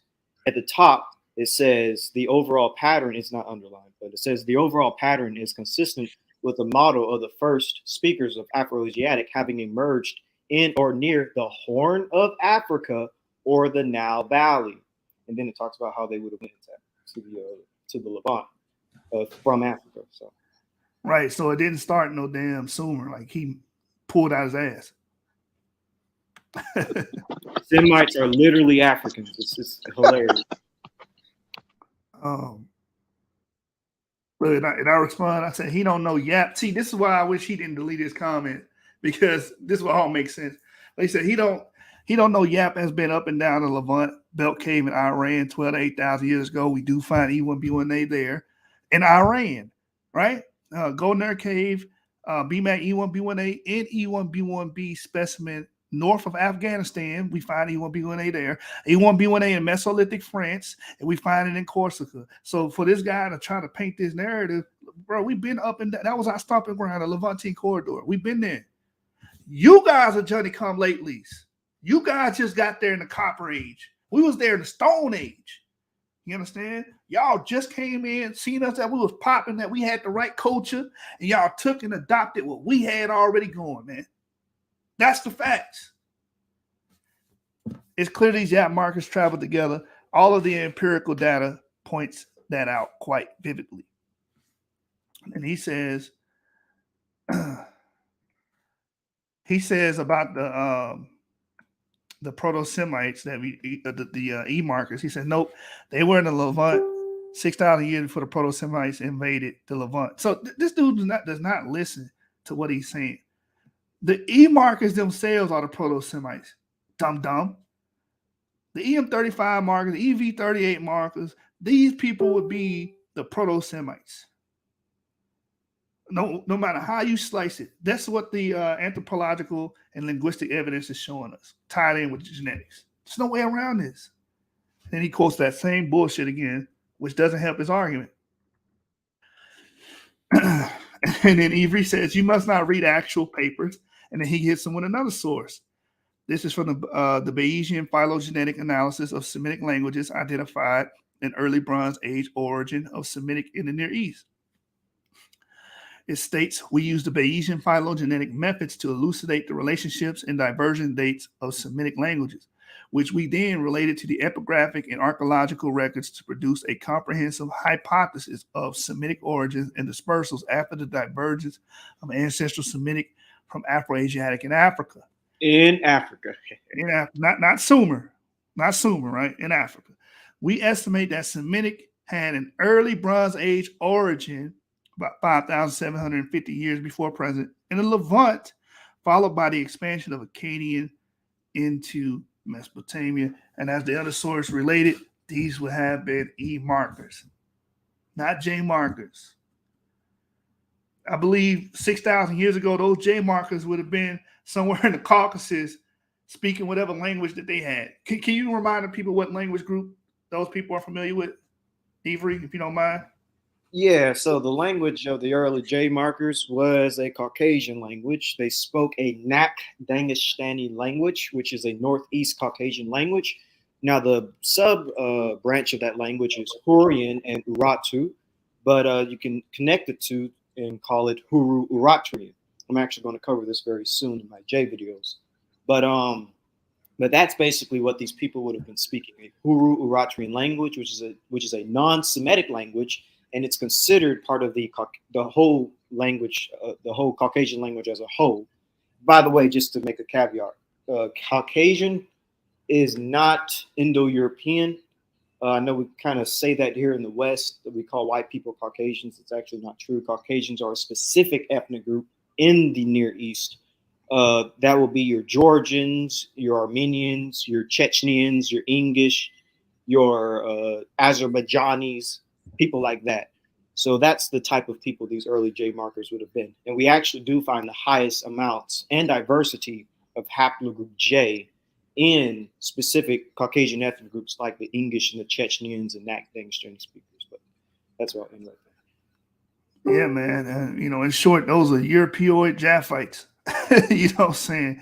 These are not Shemites. But as you can clearly see, the brother brought out sources that to relate it. The E markers would be the ones with the Afro-Asiatic, bringing in Afro-Asiatic and Proto-Semitic. And these J markers and other FMAD line lineages actually absorbed and adopted the culture.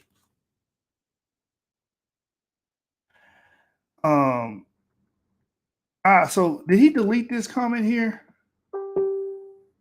No, we read that. So right here, I took a photo of it where he said, nope, they were in the Levant 6,000 years before Proto-Semites invaded the Levant. The Natufians were already there, 10,000 BCE. Period of Tanakh, Adam is 6,000 years old. I disagree. The Tanakh doesn't say that. You have to infer that. It says funny writing language began in Sumer 5,800 years ago. I don't understand his argument there. Maybe you want to speak towards that, Ivri, because I don't understand what he's trying to say here. Funny writing language. Wait, funny writing language.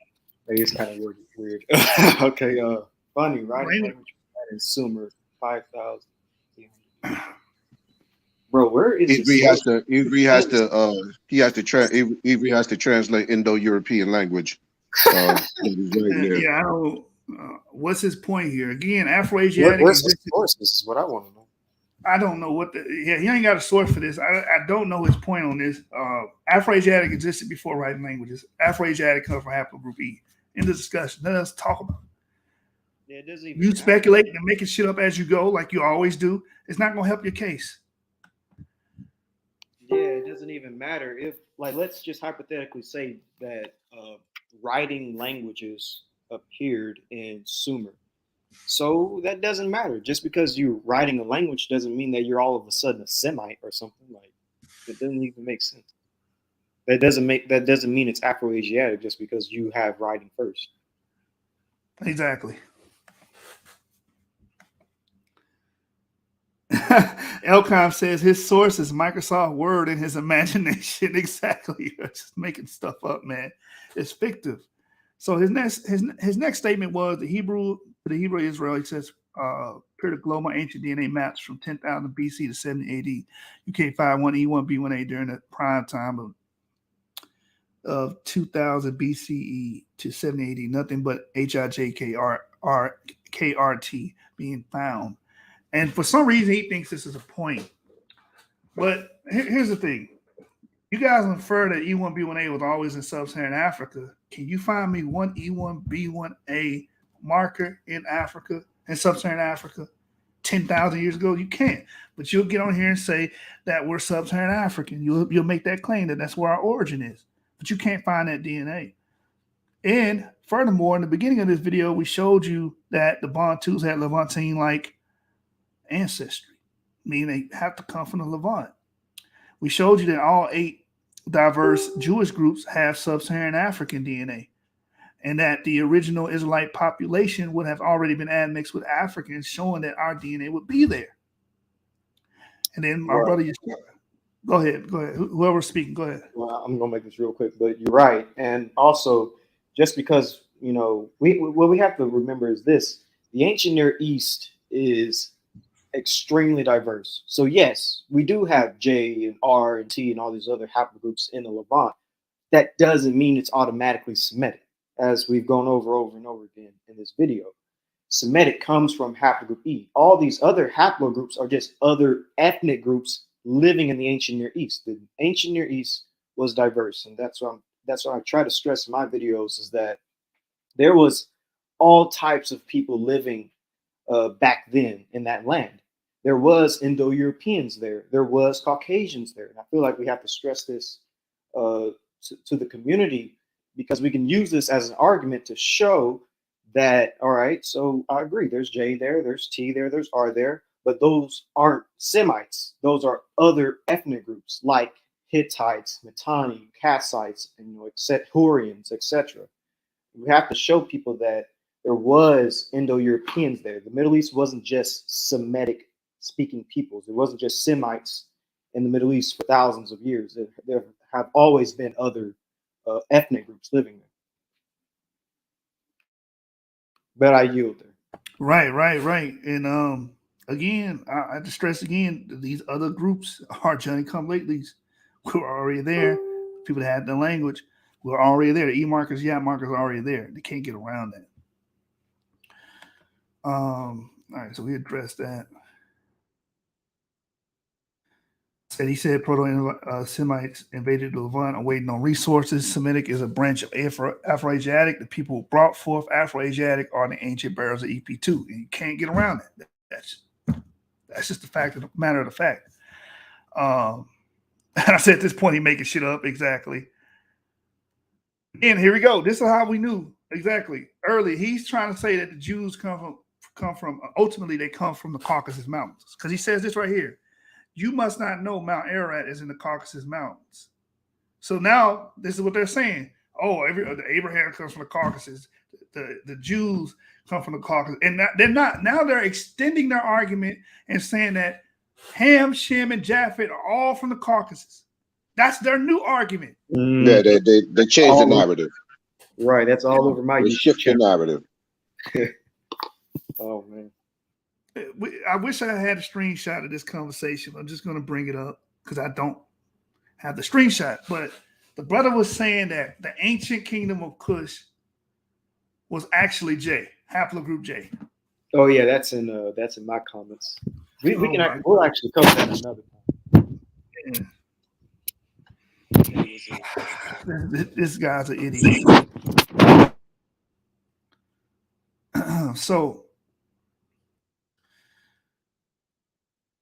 then I responded with this source here. The Proto-Afro-Asiatic group carrying the EP2 mutation may have appeared at this point and in time subsequently gave rise to the different major populations, including current speakers of the Afro-Asiatic languages and pastoralist populations.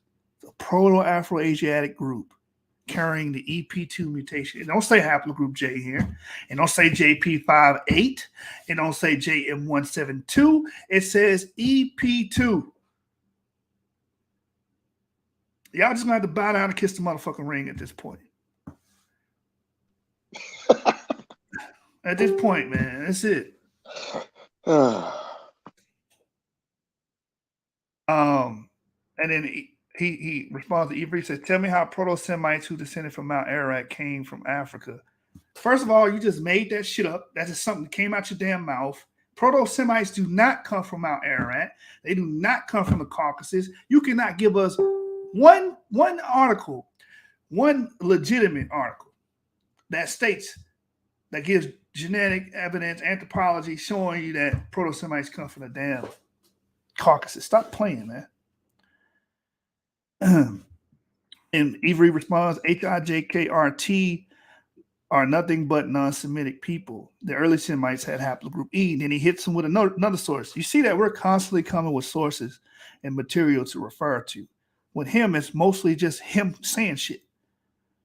You know, it's rhetoric.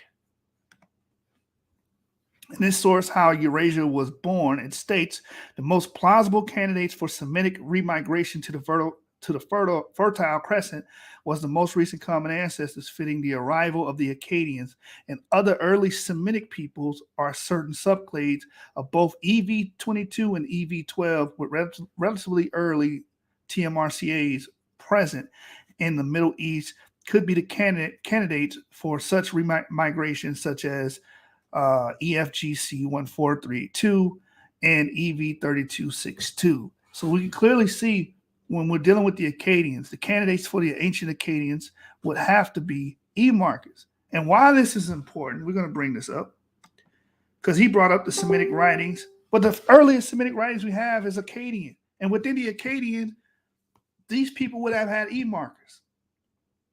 So let me see if we got that here. And by the way, it's actually believed that the ancient Assyrians and Babylonians descend from the Akkadians. And we know that according to the scriptures, Ashur was one of the sons of Shem. And from Ashur came the Assyrians. So Akkadians might actually be like an ancient ancestor of the Assyrian peoples, aka a descendant of Shem. Exactly. And when you look at the early Semitic writings, I thought I posted it here. Maybe I'll find it as I stroll down. The earliest Semitic writing is Akkadian. Ivri also posted this here, a conversation with Christopher Eret. Christopher Eret, UCLA, interviewed by WAC co-editor Tom Lacasse.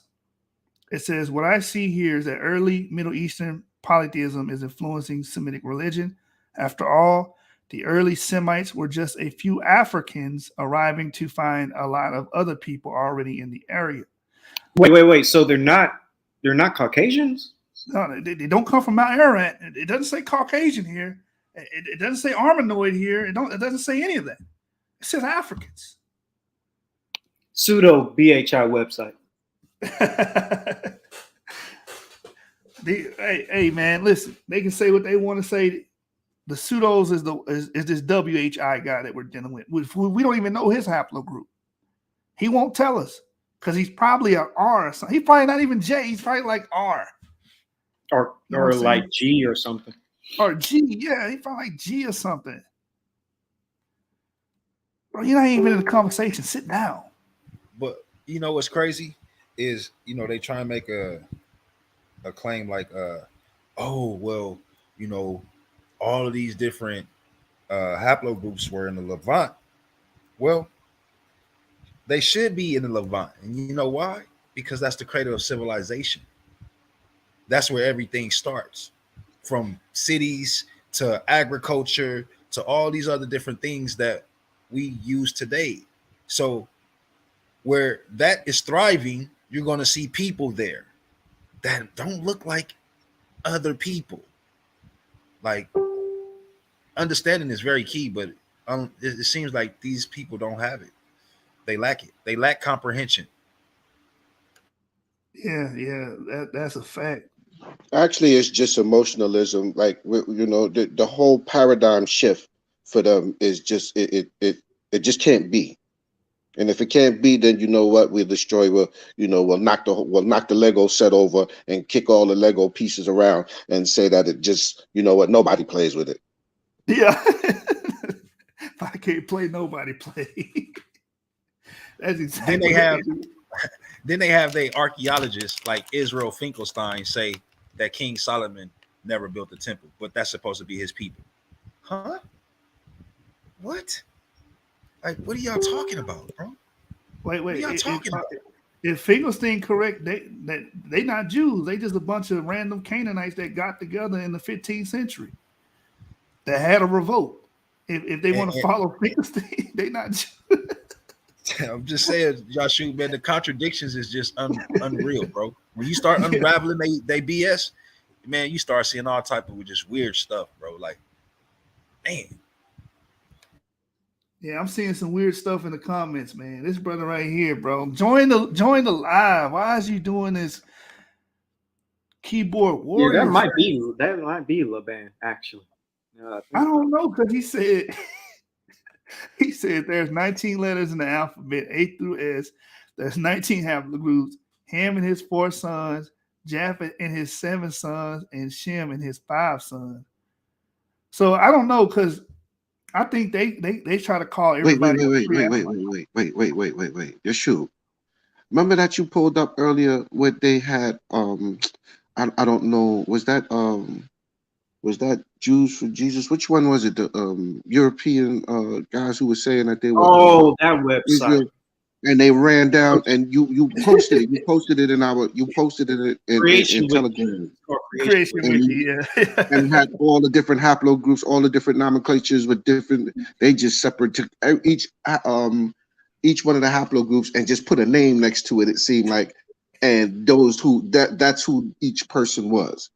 You remember what I'm talking about? Don't you have it? Yeah, I do. Pull it up. I think that's what he talking about.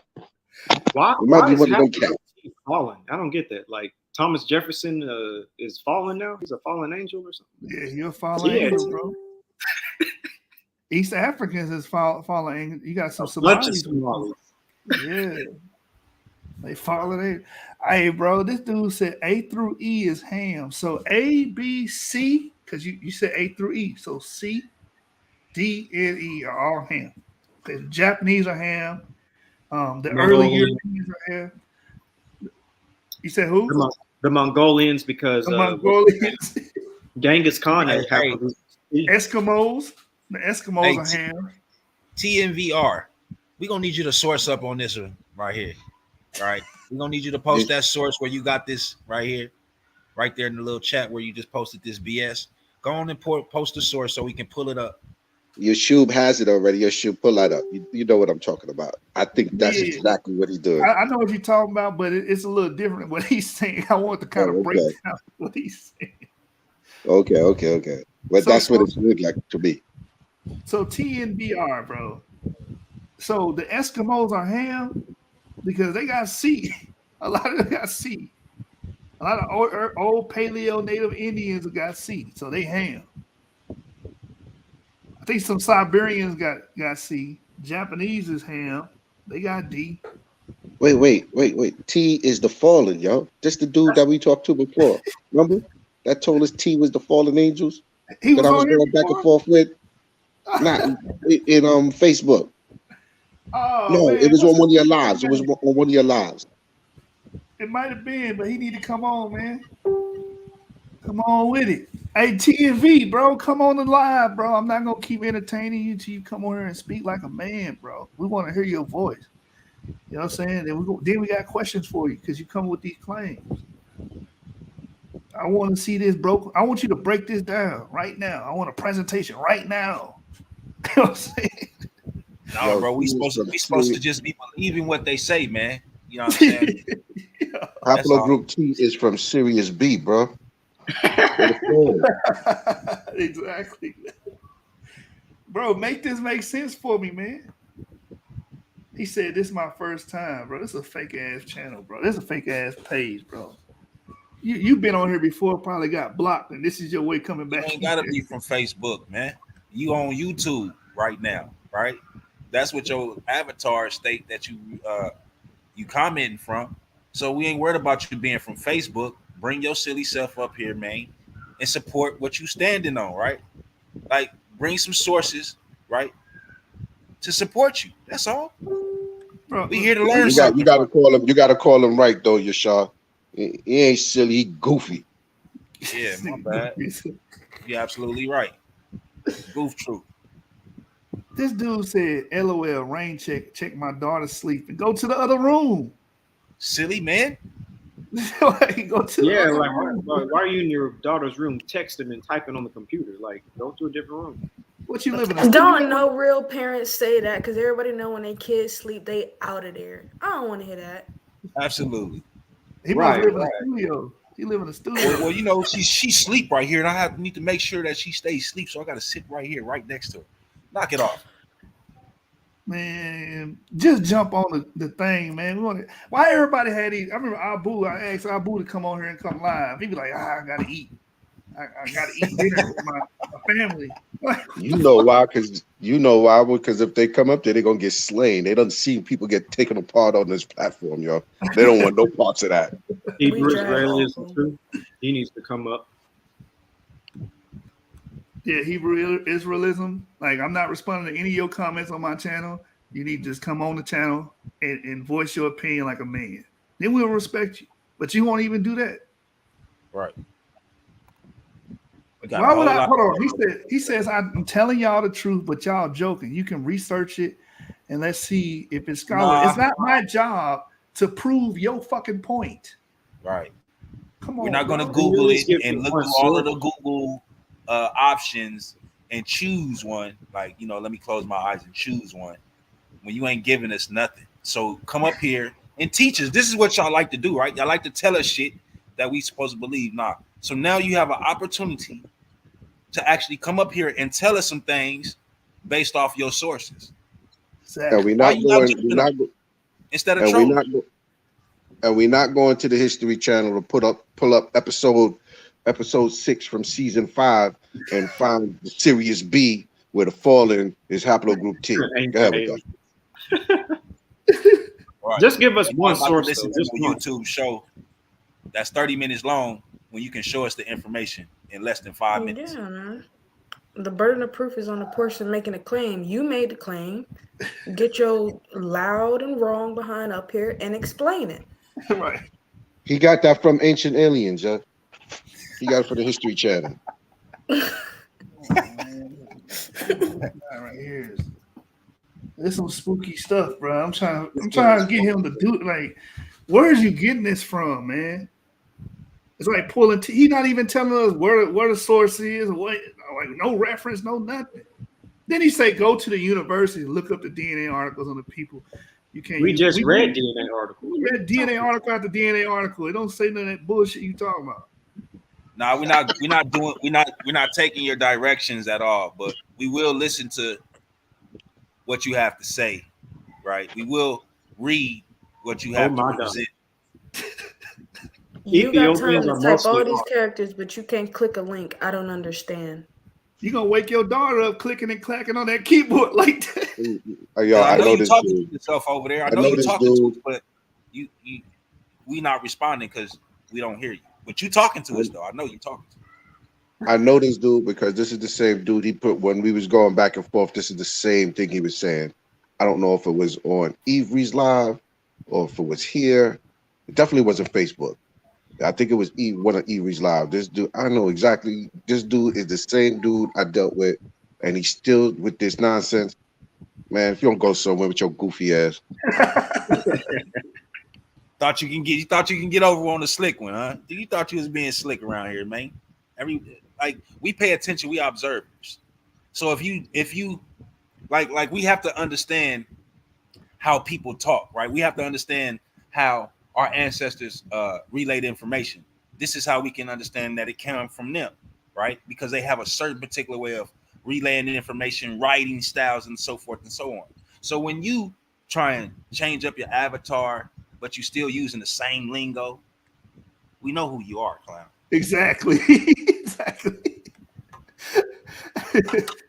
But it made a whole new page. Hold on. Look at the comment. He said Ethiopians are mostly haplogroup R. But that's how I know you ain't did no research, bro. No, look at what he said about him being R1 plus Yap, bro. Huh?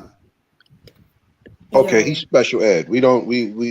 R1B positive No disrespect to Yap anybody in Bantu. special ed, but we can't deal with that. I don't know where he coming from with that just one. real quick. Yeah, that's a troll account. I think that's just a troll. He's diverting us from the original topic that we had. Yes. Right. I'm gonna just address this one point because it's so easy to respond to. Then we're gonna move on from him until he clicked that link. So if you just go to Ethiopians on Wiki and go down to genetic studies, and then click paternal lineages, 57.5% haplogroup E. Where's the R? I'm trying to find that. What is he talking about? Damn. All right, he's dismissed. Hey, he's you dismissed. gotta Let's drop the move bomb on. on that one, bro. You gotta drop the bomb on that one, bro. He's dismissed. Let's move on. That's it. We just killed him. I got another one. I got You got one more? on. All right. I just got another one I got to drop on. He said drop the bomb. I got something that's more, appropriate for him. Let me get that post where he said, I'm sorry, y'all. This shit funny. This shit's some crazy shit, bro. A through E is Ham, F through M is Japhet, N through S is Shem. I think I know who you is, man, but this is some spooky shit right here.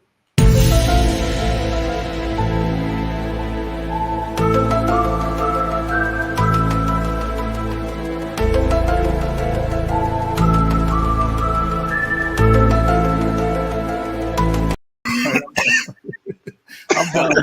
No, you over here choking, bro. I swear, bro.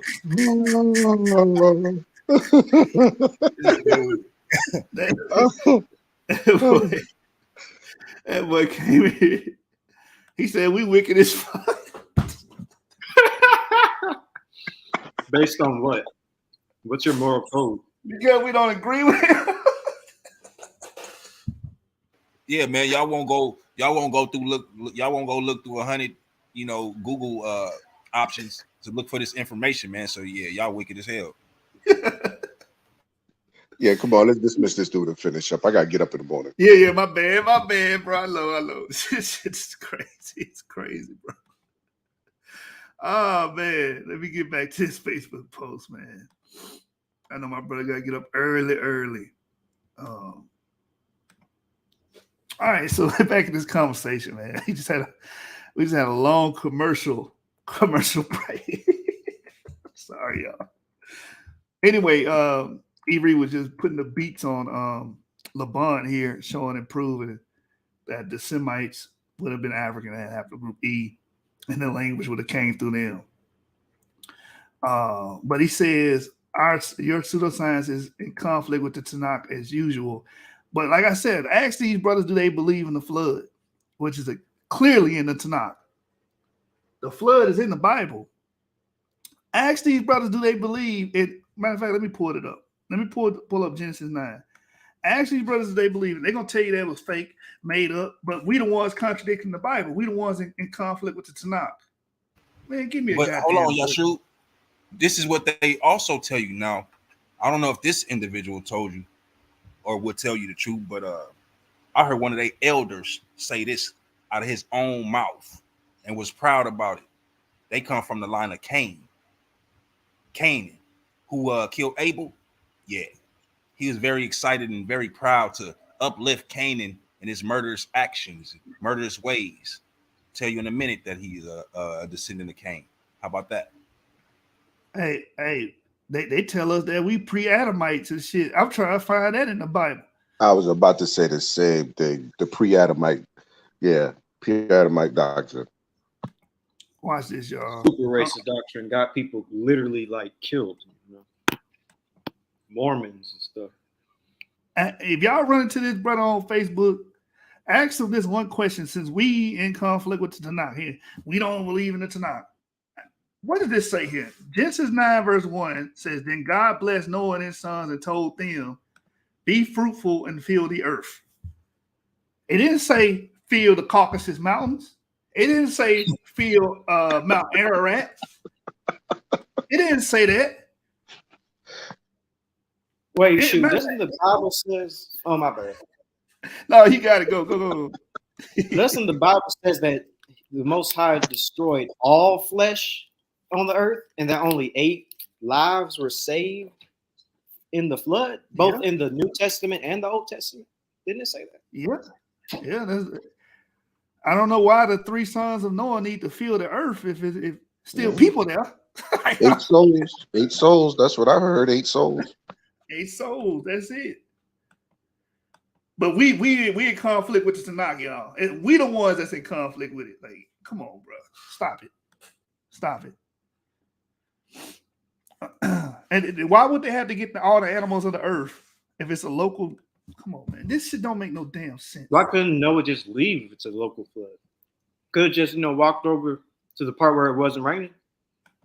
Yeah, why is this local flood not in the Bible that you keep denying and then saying we don't believe in the Tanakh? It look like we believe in the Tanakh and you don't. Come on, man. Let me go now. I'm gonna get straight to the point. And also, this is the last thing, but didn't it say that after the flood, that the Most High put a rainbow in the sky, which would symbolize he would never flood the whole earth again because there's always floods. Yeah, the next time he deal with the whole earth, it'll be by fire. Yep. It's Isaiah 24. Yep. No, that's gonna be local too. Only America gonna burn with the Bantus in it. Why is Jesus sub-Saharan Africa?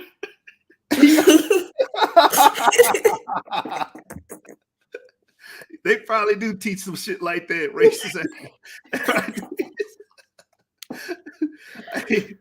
But right here, telling me, just ask them this. Why in Genesis 9 verse 6, if anyone takes a human life, that person's life will also be taken by human hands. For God made human beings in his own image. Now be fruitful and multiply and repopulate the earth. Why would they have to repopulate the earth if it was a local flood and the flood is fake and it didn't happen? Well, why would they have to do this? Why would God tell them this? Since we're going against the Bible, we're going against the Tanakh. Explain this. The only way you can explain this chapter is if an actual global flood took place. It says here, and God told Noah and his son, I hereby confirm my covenant with you and your descendants and with all the animals that were on the boat with you, the birds, livestock, and all the wild animals, every living creature on earth. That's what it says here. So I'm confused. No, the problem is you're in conflict with the narrative. We're not. The way we teach it is in complete harmony with the narrative. Because we teach it as if a flood happened, destroyed all of the other humans, and Noah's 3 sons had to repopulate. So all haplogroups that are surviving today come from Noah's 3 sons. Because we believe in the Tanakh. and we harmonize what we find with the Tanakh. You do not do this. Nowhere in the Tanakh does it say Abraham came from the Caucasus. It doesn't say that. That's some shit you made up. This video is going to go so well with my response video because I'm starting to see people speak like this a lot. Like a lot of people are just saying, oh, Noah and his sons are from the Caucasus and black people really aren't descendants of Noah. I'm seeing this everywhere now. Once we started proving that he was Semitic, you know. Didn't G-Con say that too? G-Con did say that. Yeah, and he's a black man himself. So it's like, are you saying that you're not human or something? Changing the biblical narrative. Yeah, but we the ones that don't believe in the Bible. We, they say I'm Satan. I don't believe the Bible. I'm drawing people away from it. But they making all these claims against the Bible. Watch what the next verse says. Yes, You're Satan because you got a potty mouth. I got a potty. I'm Satan. I got a potty mouth. You're right.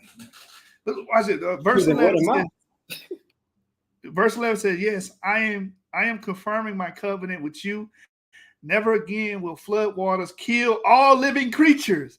Never again will a flood destroy the earth. The flood that's in the narrative is a global flood, bro. There's no way around it. So who's really in conflict with the scriptures? Come on, man. Stop playing. And this is what you were talking about, verse 12. I am giving you a sign of my covenant with you when all living creatures for all generations to come. I have placed my rainbow in the clouds. It is a sign of my covenant with you and with all the earth. With all of the earth. Why? Because the flood waters came and destroyed all living creatures. The only people that survived was on the ark. Unless they're saying that the Most High lied, because last I checked, wasn't Katrina a pretty bad flood? Yeah. Yeah, they think something like Hurricane Katrina happened in the Middle East.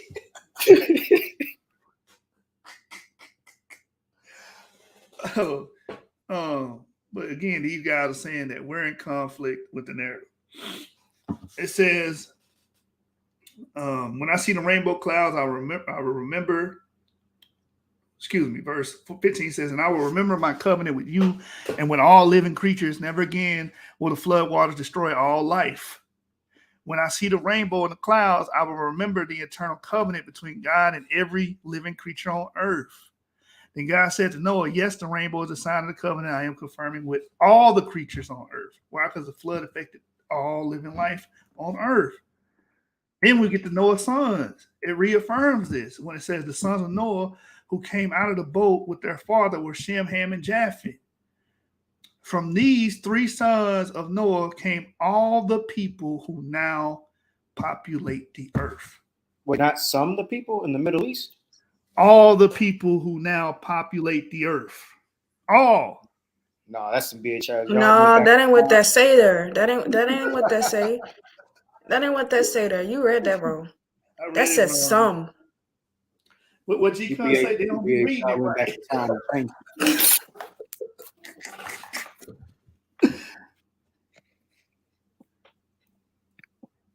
Wait, hold on. Oh, this is what you were talking about earlier. R1B plus Yap. All right, I just had. No, that's not it. No, I don't know who they talking about. Jerome Walker. All right, let me go back to this, man. I'm sorry, Sean. The brother said that we are the ones in conflict and we're posting information in conflict with the narrative when these guys deny the narrative over and over again.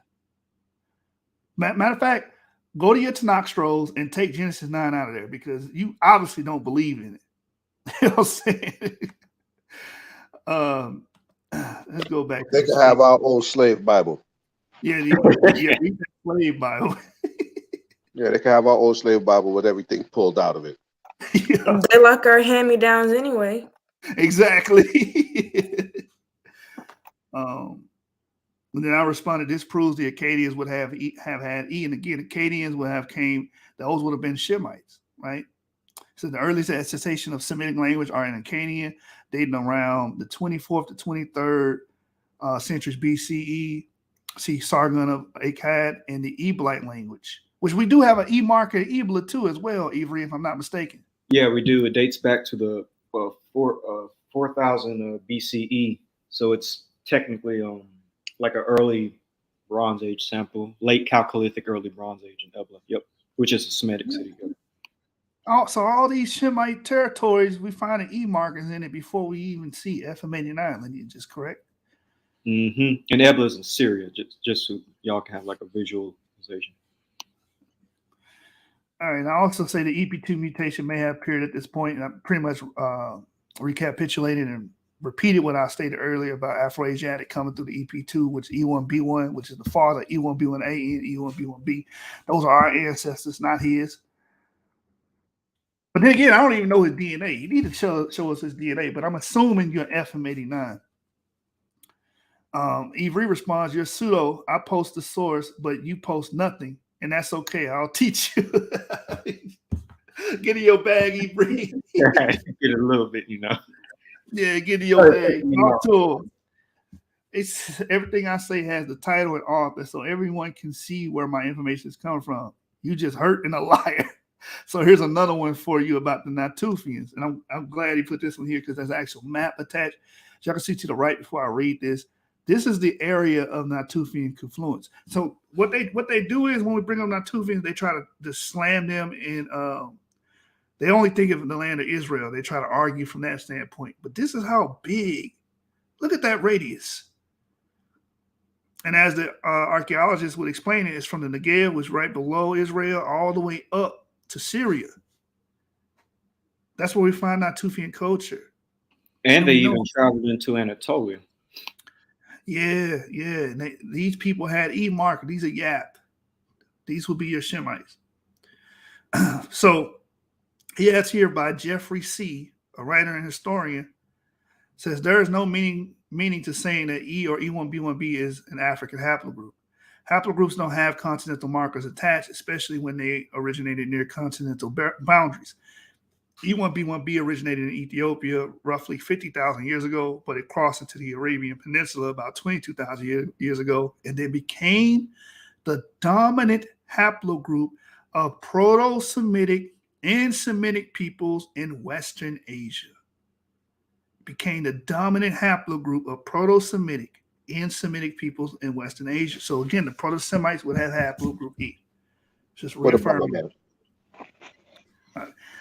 I can't do both. I can't read in DJ at the same time. But definitely that deserved a bomb. You know what I'm saying? It says it was the dominant haplogroup of Natufian culture of the Levant in Asia. With the Jewish diaspora starting around 1900 years ago, E1B1 was carried to multiple parts of Europe and Asia. The total number of carriers in Europe and Asia exceeds the number of carriers in Africa by far, making it more of a Eurasian haplogroup if any geographical label applies.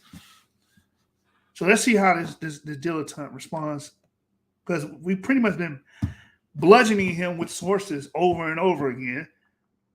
We're just showing you how these guys act on Facebook. And what I say, he has zero data. He's making shit up as he goes. None of his claims are backed with empirical data. But when you look at our claims, the contrast is like night and day. Look at how we're arguing and look at how he's arguing. He's throwing memes.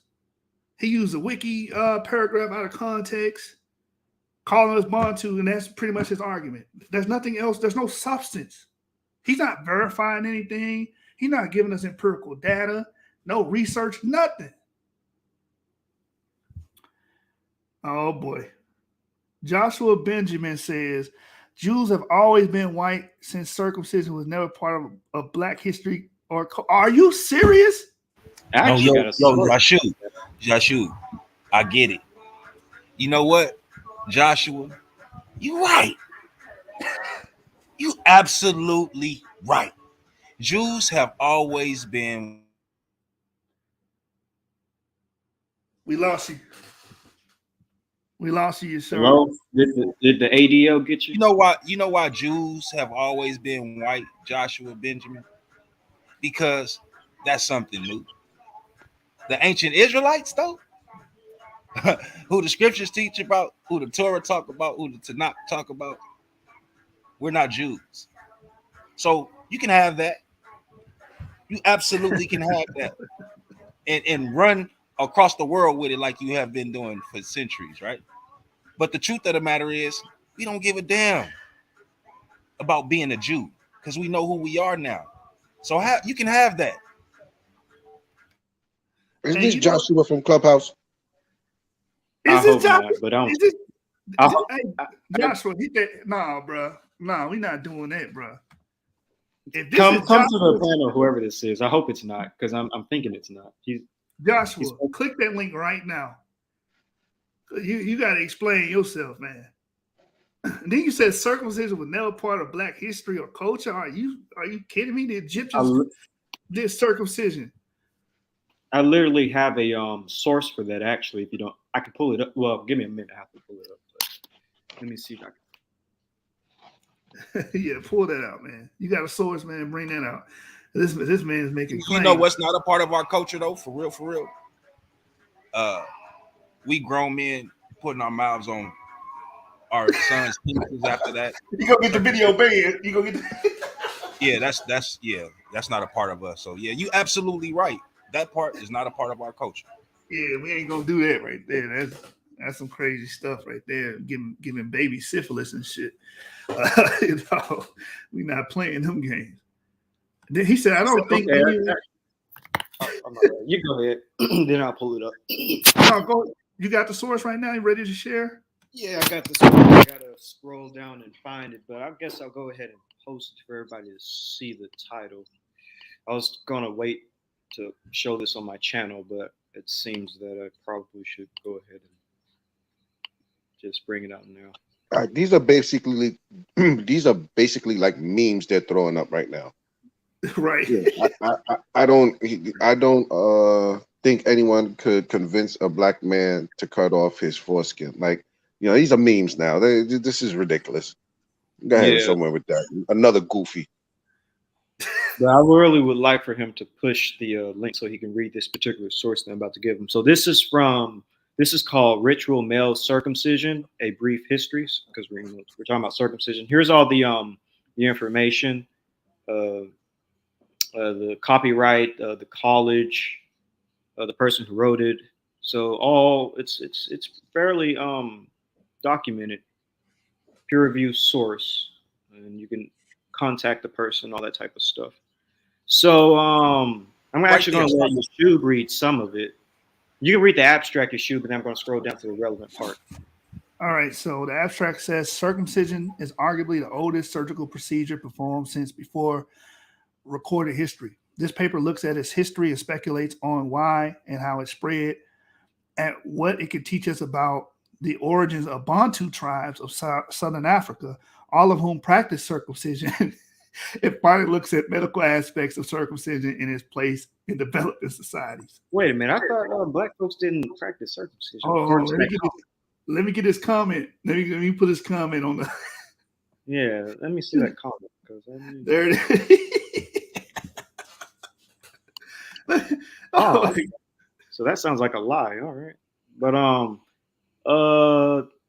I guess I can let you read this one paragraph right here. Before we do that, we have a message from Dr. Reggie that he wants to convey to Joshua. In Leonard Jeffries' class, Professor Everett Scobie class, John Henry Clark, he wouldn't even talk to you. Dr. Ben would call you a damn idiot. All right, let's get to it. Where we at? History of circumcision? Yeah, just read this one paragraph right here, and then there's one last thing you can read. Okay, so ritual male circumcision is known to have been practiced by South Sea Islanders, Australian Aborigines, Sumatrans. Oh, my bad, not that paragraph. This one right here, Jews and Muslims. This specific okay, one. It says as important as circumcision to Jews and Muslims, both of whom honor Abraham, the first named person recorded in history as being circumcised, as one of the founding fathers of their faith. The practice of circumcision did not originate with either Abraham or the prophet Muhammad. There is evidence that it was common practice in the Arabian Peninsula, from where, in the 4th millennium BCE, two groups of people migrated into what we today call Iraq. These were the Sumerians and slightly later the Semites, the forefathers of the Hebrews. Many remained there whilst others moved on as far north as Assyria, today's Kurdish region of northern Iraq and south eastern Turkey. So I just wanted to bring that out because it shows circumcision being in the ancient Near East. But now we're going to go to the relevant part, which is going to deal with quote unquote black people, but Bantus. So let me make sure I get You stroll past it. You had the Egyptians doing it too. right. The Egyptians did it as well, but I was going to kind of 2400 BCE. right. It's really old. It's never part of black history or culture, he says. Here's a good section you can read right here if you want. Yeah, let me read that. It says, some suggest that Abraham and subsequently the Jews adopted what was in fact a rite of passage into adulthood with all of its responsibilities. Whitehouse speculates that originally circumcision was for the Jews, a form of blood sacrifice analogous to the offerings of hair customary amongst their neighbors, the Syrians. Even today, when Zulu, Limba, and Amashosha boys in southern Africa or Maasai and Kenya are circumcised, blood spilt during the procedure is then symbolically smeared on the youth's forehead. For the Jews, it became not a rite of passage into manhood, but a sign of a covenant, a solemn relationship with their God. Previously performed when the boy was an adolescent or immediately prior to marriage, it was changed to the 8th day of a boy's life, counting the day of a birth as day one, and subsequently only performed on adults when they converted to Judaism. Interesting. So it mentions Zulu, Limba, and the Xhosa. So let's get to the next part. That gets. Well, I thought it wasn't a part of Black history or their culture. Right. That's what I'm saying. Yeah. So for the viewing audience, you see why we ask people to back up the information that they bring. Don't just bring the claim. Affirmation is not confirmation. We want to see where you're getting this stuff from. Can you give us some sources? Give us some material to back this stuff up. Here's a really good part, and then we'll let this one be the last one. You don't have to read all of it. You can just read this part, or you can start up here, or you can start right here. This part is really good because it deals with the Bantu. Says this body of people made up the migrants from Arabia, the Middle East, and some from West Africa moved south to become today's Bantu's people. Fire. It says the predominant racial group in Southern Africa today composed of many tribes, each practicing ritual circumcision. And where do they come from? They came from Arabia, the Middle East, and some from West Africa, and they moved south to become today's Bantu's people. Interesting. And they practice circumcision. Middle East is what you call a Levant, right? Exactly. Correct. Oh, okay. I just want to make sure I'm on point.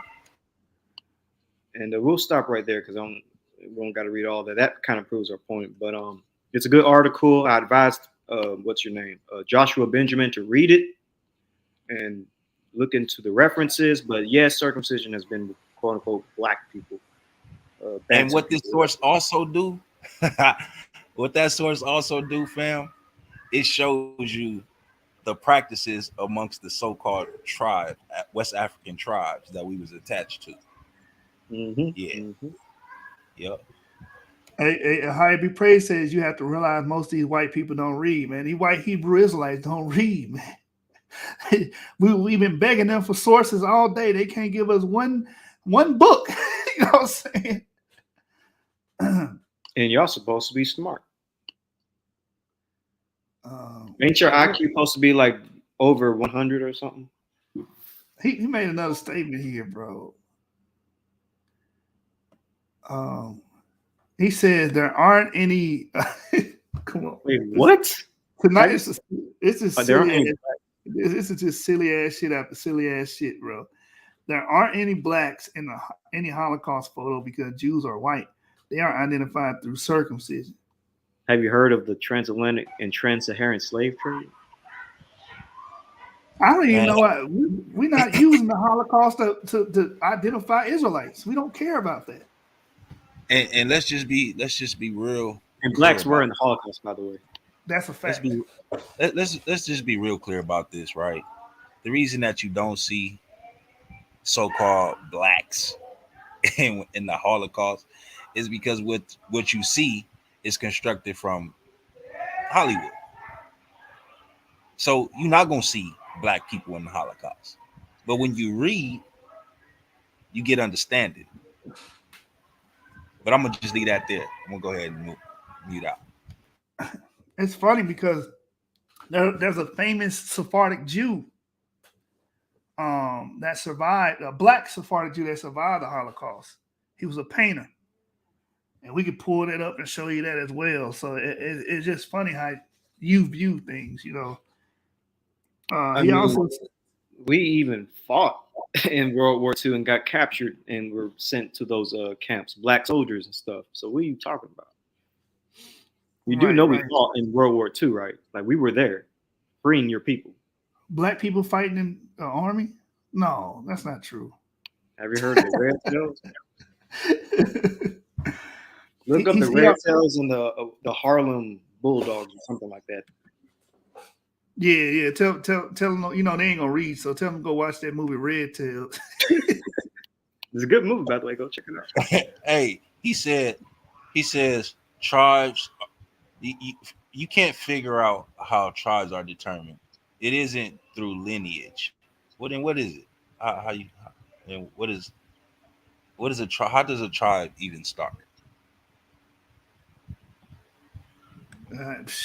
Wait, what? It isn't through lineage, but don't we all claim to be descendants of Abraham, Isaac, and Jacob? This dude, isn't man. Abraham, Isaac, and Jacob a lineage? What? Or there be one tribe because all 12 sons had the same dad? That's a lineage. What are you talking about? He's so over there worked up. He can't even get his information out right. Bro, just click the link and you can verbally say what you got to say. You don't got to text if you don't want to text. Another goofball. Yeah, this might just be derailing from our original conversation. Yeah, that's true, but it's like, man, the stuff they saying in the comments is so outstanding. It's like, what? Well, look, Joshua, listen, brother, come on up here and teach us, man. Obviously, we don't know, according to you, just like you said. Obviously, we don't. So, the link is in the chat, Joshua. Come on up and teach us something, brother. We got a little time. It's interesting how he derailed from the circumcision thing, so he had to make up another argument after we read that. That's what they do until he run out of arguments. Then he gonna tell you that, you know, Jacob didn't exist. Yeah. When he run out of ammo, man, he's gonna go to that. Their default. That's what they call that. That's the detonation button for the self-destruct. That's the self-destruct button. Once your bunker's been taken over, you pull the ring on the grenade and just drop it. Everybody. Everybody get killed. Yeah. This right here is him teaching us something, fam. Man. Oh my goodness, he's into the zodiac stuff. Bro, what are you, a Zoomer or something? Yeah. Only 20-year-olds talking about that, and a couple of like those QAnon moms. All right, I found it. I found the Jew that was black that experienced the Holocaust. Let me share this real quick, man. Educate this brother. See, we doing something. Whoever you follow right now, whoever you kicking it with, not really doing for you, man. We giving you information. We showing you where we getting it from. You know what I'm saying? This dude said, birth stars determine tribe of Israel. Everyone born under the sky has a tribe. Oh my God. That reminds me of the stuff that Yitzhak says, though, because Yitzhak says something similar to that. So wait a minute. So where were you born, Josh? Are you Israelite? Are you claiming to be a Jew? I want to know where you were born. What star you was born under? And how do you even know that? That's a good question. I should have asked him that from the back. What is your ethnic background? He was born under the Star of David, y'all. It do be like that, though. It do be like that. Everybody you meet is a descendant of David. Joshua, pay attention. You in yeshiva school right now, bro. Yeah, you in school, brother. All right, so this is the Soul of Judaism, page 112 to 114, about the Jews of African descent in America. And there's a particular story here about a Joseph Nasi. And what stands out with this guy and what's intriguing about this guy is that he was a Sephardic Jew that got caught up in the Holocaust. So let me read this. It says the story, Joseph Nasi, 1904 to 1976, reveals the paradoxes of hybrid identity in the early 20th century. Born in Paramaribo, Suriname, to the illustrious Nasi family and the descendant of the prominent Sephardi Jew David Nasi. Nasi immigrated to New York in 1919 to live with his father and study applied art. 10 years later, Nasi immigrated to Europe and installed sound systems for a film company while continuing his art training. In 1939, he married a Belgian woman and began earning his living as a portrait artist in Brussels. In 1942, just 4 months after the United States entered the war, Nasi was detained as an enemy national in German-occupied Belgium. He was still holding an American passport. He was later transported to the Laufen in the Titmonen internment camps in Upper Bavaria near the Austrian border. Writing to his wife from the camps, he reported, "There are about 500 of us here, supposedly Americans, but they are really Poles, Czechs, and all kinds." He was one of 50 Jews interned as an enemy national rather than as Jews, and although remained secretive about his religious background, he wrote that he warmly whispered shalom to his fellow Jews. So again, this is a black man. If you see him, you would say he's African American, right? That got caught up in an internment camp, in a concentration camp with 50 other Jews. So historically, you was wrong about that. It says Nasi remained an obscure figure until 1989 when some 115 of his drawings, paintings, and ink washes made a tour of New York, Jerusalem, Hamburg, Brussels, and Chicago. The first American public showing of his work, entitled In the Shadow of the Tower, was held by the Congregation Rodef Shalom in its Philadelphia Museum of Judica. The U.S. Holocaust Museum presented his work in an exhibit entitled Joseph Nasi, Images of Internment. His haunting sketches of black musicians and Jewish men, along with solitary figures set against bleak context of prison guards, watchtowers, and barbed wire fences, captured the gross ironies and physicality of confinement. Interestingly, Nasi was never adopted into the canon of Afro-American or even Afro-European artists. A search of his name on websites in the Studio Museum in Harlem and the Schomburg Center of Research in Black Culture turns up nothing. The fact that Nasi painted Jews and was known as someone who painted Holocaust imagery may have marginalized him as a Jewish artist and prevented blacks from claiming him as one of their own. Yet his status as a Jew is treated as ambiguous among Jews as well. The United States Holocaust Memorial Museum describes him as a black expatriate artist of Jewish descent rather than a Jew of African descent. His blackness is presented as a transcendent category. So, I mean, you really, Joshua, you should be thanking us, bro, because what we doing here tonight is educating you, man. We educating you. Them other dudes you hanging with, they not doing it, bro. We're the rabbis. And let's just be honest. You know, when you go back to our ancient ancestors, this is what our priests did. They taught truth. They didn't withhold truth and tell lies like you things and you people do. You know what we're doing again? We're doing what our ancestors did. We got to teach these Horians the way. I think we got to be careful or they might steal it from us again. Hey, Sean, what happened after the deportation of the Israelites? The lions came and started killing the people. What did the Assyrians have to do? Well, you know what they did? They sent in a priest to come in and teach them how to live on the land. Teach them the ways of the land, just like we're doing now. Got to do it all over again. Have y'all heard any of the Jews tell y'all which priests converted them outside of Israel? Because I never heard of our ancestors converting anybody, or any strangers, any foreigners outside of our land. So did they ever give y'all the name of this so-called priest?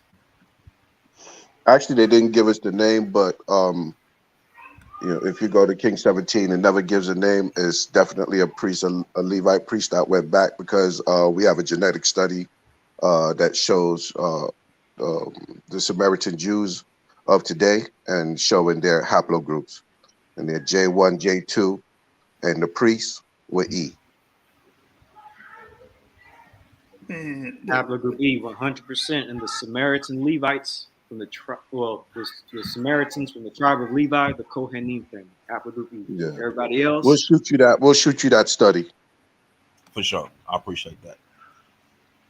everybody else is J, R, and something else. I think T maybe, but J and R, which are non-Semitic FM 89 lineages, would have adopted it from haplogroup E.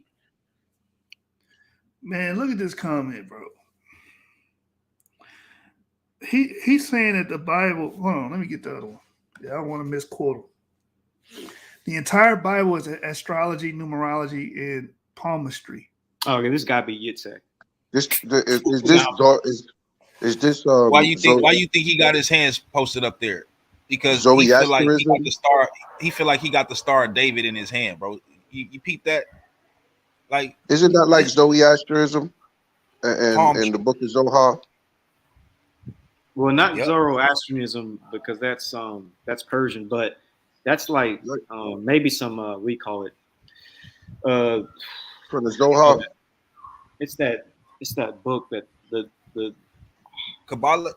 The Kabbalah, yeah, the Kabbalah type stuff. It gets into that esoteric right meaning and stuff. The dark science of our ancestors that we wasn't supposed to deal with.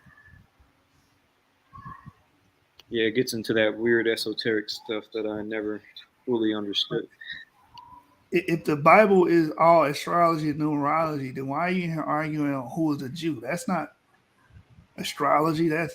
We're dealing with real people, flesh and blood. You know what I'm saying? No, so the that's Bible esoteric. Flesh and blood.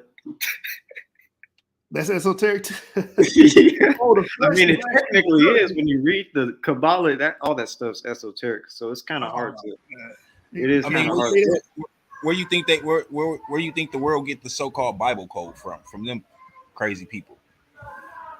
The dang on Bible code, bro. Really? Stop it, man. Stop playing. This is where the numerology and all that stuff come in at, because they tried to connect numbers and scriptures and letters and all, like counting numbers and man, stop it. Witchcraft. This dude crazy, bro. So the Bible not a history book, Joshua. I want that question answered. Is the Bible a history book that records actual historical events? Because you said the entire Bible is astrology, numerology, and palmistry. So I want to know, do you believe that it's a historical book with actual people that lived in times past? That's a good question, actually. Of course, he's not going to answer. Is it a historical book? Yeah. He said, why is the world called Satan's kingdom? Because every pole star used for navigation is positioned around star constellation Draco the dragon. The dragon has been okay. I'm not talking to you no more. Yeah, he's diverted from the rich subject. Yeah, that's some. You on some other stuff. This dude. Hey, it's bedtime, man. All right, good night, Sean. I'm sorry, bro. Shalom, Sean. It's all good. It's all good. We left you on here, man, with these crazy white Hebrew Israelites. Oh man. Haya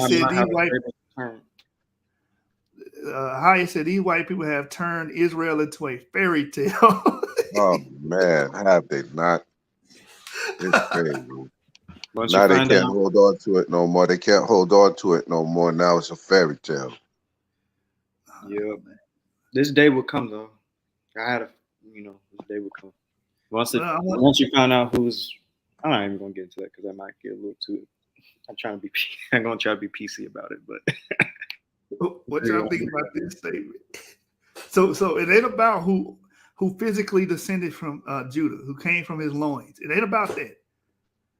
But if you're born under the Venus, or if you're a Leo, you're Judah.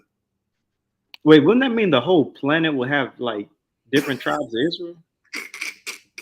Because everybody descends from a zodiac if you believe in that. Everybody. So the whole planet is Israel. That boy on there, good cushion and alcohol. Joshua Benjamin, just out of curiosity, what's the bull zodiac? Which tribe of Israel would that one be? Just out of curiosity. Hey, that's enough of this. That's enough of this dude, yo. Come on. Gotta be That's enough of this dude, man. Come on. this gotta be a super troll, bro. This is a super troll. This ain't no regular troll. This dude made this account up. Come on, Yo, it's after midnight. You know all the freaks come out. Yeah, Taurus. Which tribe is Taurus? However you call it. Tartarus.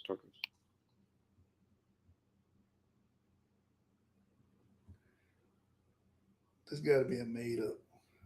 This gotta be a fake account, bro. I don't believe this shit. This is not no You real can push person. his account and see when it was made, like how young the channel is. Man, listen. These dudes got us off our square right now.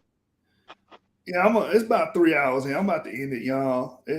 We'll pick up. Unless Avery, you had some more things you want to bring out as it regards to that conversation. If you want, you can go back to it and just scroll through it real quick, and we can see if there's anything we left out. But I feel like we covered a lot, but we can go and look and see real quick if there's anything. And and I'm glad we're having this live because I'm going to do a similar thing to this on my YouTube channel within the comment section, because a lot of things Laban said is a lot of stuff that I get as well, and it's kind of annoying. So I like to cover that. Right, you said right. He's proven nothing in his post, just like the people in the chat with those crazy claims. They didn't prove nothing; they just made claims. I actually have sources next to the title with the author, and then I respond. So E became the dominant haplogroup of the proto-Semites. Came over. Then he claims that our sources contradict the Tanakh again. The man that doesn't even believe that the world flood happened, just like the Bible says, and that Noah, Ham, and Shem populate the entire earth. They don't even believe that. And I said, you don't believe in the book. And then you said my sources contradict nothing. Your personal interpretation of scriptures mean nothing over scientific and academic finds we find through archaeological and anthropology. Haplogroup E is proto-Semitic. Deal with it. And then you hit them with the Wikipedia article where it says EM34 is the main Middle Eastern variety of E1B1B and is thought to have arrived with proto-Semitic people in the late Copper or early Bronze Age. That's a dagger. Like, there's nothing else. Like, this guy's done, man. We're beating them up with academic sources. It's over with. Like, we can actually end right there. Sure. Yeah, and then I hit him with the special plea, ignoring argument in which the speaker deliberately ignores aspects that are unfavorable to his point. These guys do that all the time. They just ignore. And they also do this fallacy, man. For the audience that's listening, this is what these dudes do. Garfield does this. 93 does. All these dudes do this, man. It's called an ad hoc rescue fallacy. So it's very often we desperately want to be right and hold on to certain beliefs despite any evidence presented to the contrary. Avery and I have posted source after source after source showing and proving that E is proto-Semite, proto-Afro-Asiatic. And this guy is still going on and on with his rhetoric. It says, as a result, we begin to make up excuses as to why our belief could still be true and is still true despite the fact that we have no real evidence for what we are making up. That's these guys. This is what you guys do, man. On social media, in my comment section, this is what you do. You just making stuff up, don't have any evidence. You hear us say something, you still argue. We have no evidence. And he says, feel free to show the E1B1A in the Levant.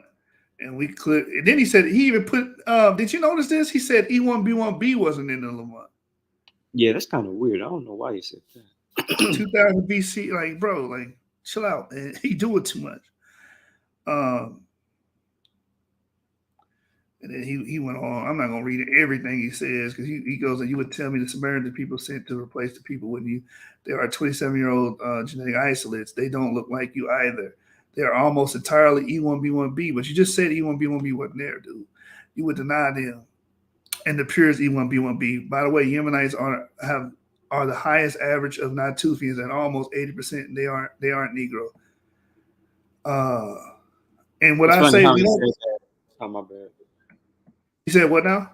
I was just about to say, it's funny how he said that we would deny the Samaritans. After a couple of minutes ago, we just, talked about how the Samaritans are the Israelites.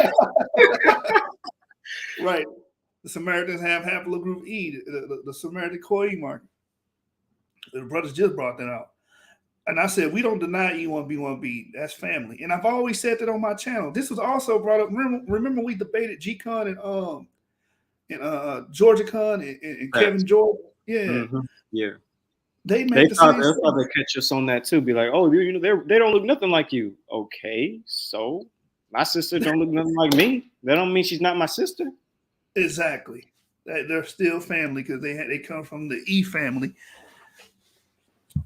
They're our brother Clay. I said E3B is Yap. It's over for you. Because once you admit E3B there, our family's there. Our ancestors there. You can't get around it. And I posted the Genesis 9 because I know he don't believe that. But he claiming we are in conflict with the Tanakh. When actually these guys are in conflict with the Tanakh. And I said, let's see if he denies Genesis 9:19. Says all people come from three sons of Noah. Watch how he makes some shit up. He said, oh, so I guess you're saying Jews with haplogroup E are Jews. Thanks for proving your anti-Semitism. Yeah, to get them on that anti-Semitism. Yeah, these dudes are anti-Semitism. EM215 and EM35 are quite common among Afro-Asiatic speakers. The linguistic group and carriers of EM35 lineage have a high probability to have arisen and dispersed together from the Afro-Asiatic Yerhamat. Amongst populations with an Afro-Asiatic speaking history, a significant proportion of Jewish male lineages are EM35. Haplogroup EM35, which accounts approximately for 18 to 20% of Ashkenazi and 8.6% to 30% of Sephardi Y chromosomes, appear to be one of the major founding lineages of the Jewish population. So those that you accept as Jews, a major founding lineage? One of the major founding lineages? Dang. One of the major founding lineages. But they were Jews because they got E though. So they're not Jews though. Come on, man. It's a wrap. It's a wrap, man. Samaritan Levites. Here's the Samaritan Levites of Kohen have haplogroup E at 100%. The brother provided this source here. Priestly Kohen lineage from the tribe of Levi says, however, the biggest and most important Samaritan family, the Kohen family, was found to belong to haplogroup E. This article predated the change of the classification of haplogroup E3B1M78 to E3B1A-M78 and the further subdivision of E3B1A-M78 into 6 subclades based on the research of Crusani. So that's a dagger, man. Like, this dude was getting his ass whipped the whole time. And this is why he didn't show face tonight, because it would have been the same thing. It would have been the same exact thing. Then I had to teach him E1B1 is the father E1B1A and E1B1B, because he speaks of E1B1B as if we're not directly related to these people. We share the same ancestor. Yeah, I said that earlier. He trying to separate E1B1A and E1B1B like they're not related. Mm-hmm. People hate that fact that we're related to E1B1B. But he said, look, here's the purest 2,700-year-old genetic isolates of E1B1B, the Samaritans. He says, is that you or something? I don't know what that means there. He's speaking in. Let's make something real clear, too, with the Samaritans. All the Samaritans are not haplogroup E, just the Kohen E. The rest of them are J1 and J2. Right. Watch this. So he put these pictures of Samaritans, and I'm guessing, like we just said, he was like, oh, these white people, you ain't going to say these white people are related to you. Look what I said. Oh, my bad. I'll let you finish. What were you going to say, bro? Well, I was just about to say, by the way, we don't even really know if he has pictures of Samaritans. Like, we don't know what ethnic group we're looking at. We just see a bunch of, like, I don't know, possibly Middle Eastern people. Like, he always uses the same image. A lot of the memes he posts on Facebook is the exact same thing. So we don't even know if these are actual Samaritans or who they are. And furthermore, it's always the same image. So it's kind of like, what? Like, can I even trust that? Yeah, we don't know what it is, but we're going to presume because dude don't cite no damn sources. He don't give us anything but his lip. But even if these were Samaritans, look what I say: white and black people make up our haplogroup E. That ends the argument. You got white and black people in our DNA, in our macro haplogroup. Mhm. You have white people that live in the Balkans that have haplogroup E. You have white Ashkenazi people that have haplogroup E. Albert Einstein. Albert Einstein, Adolf Hitler, haplogroup E. We got a white brother that's a part of Yap Gang, Yaakov Ben David. Yeah. Carrot. He's part of the Yap Gang. He run with us. Lyndon Maybe B. tomorrow. Johnson. Maybe tomorrow if I could find time. If there's some time, we'll go over that the whole Samaritan. We'll do a live tomorrow and just touch on that portion with the Samaritan and that study, the Samaritans in the study. Well, you going to do your presentation tomorrow? Probably not the whole thing. I'm not going to have time, so I'll take that particular part out and we'll just go over it because people it's coming up too much with 2 Kings 17 and the Samaritans and historically what kind of problems the Samaritans gave Judah when they came back out of the Babylonian captivity. Yeah, so that's true. Tomorrow, it's coming up a lot. Yeah. Yeah. So, but we'll cover some of it tomorrow.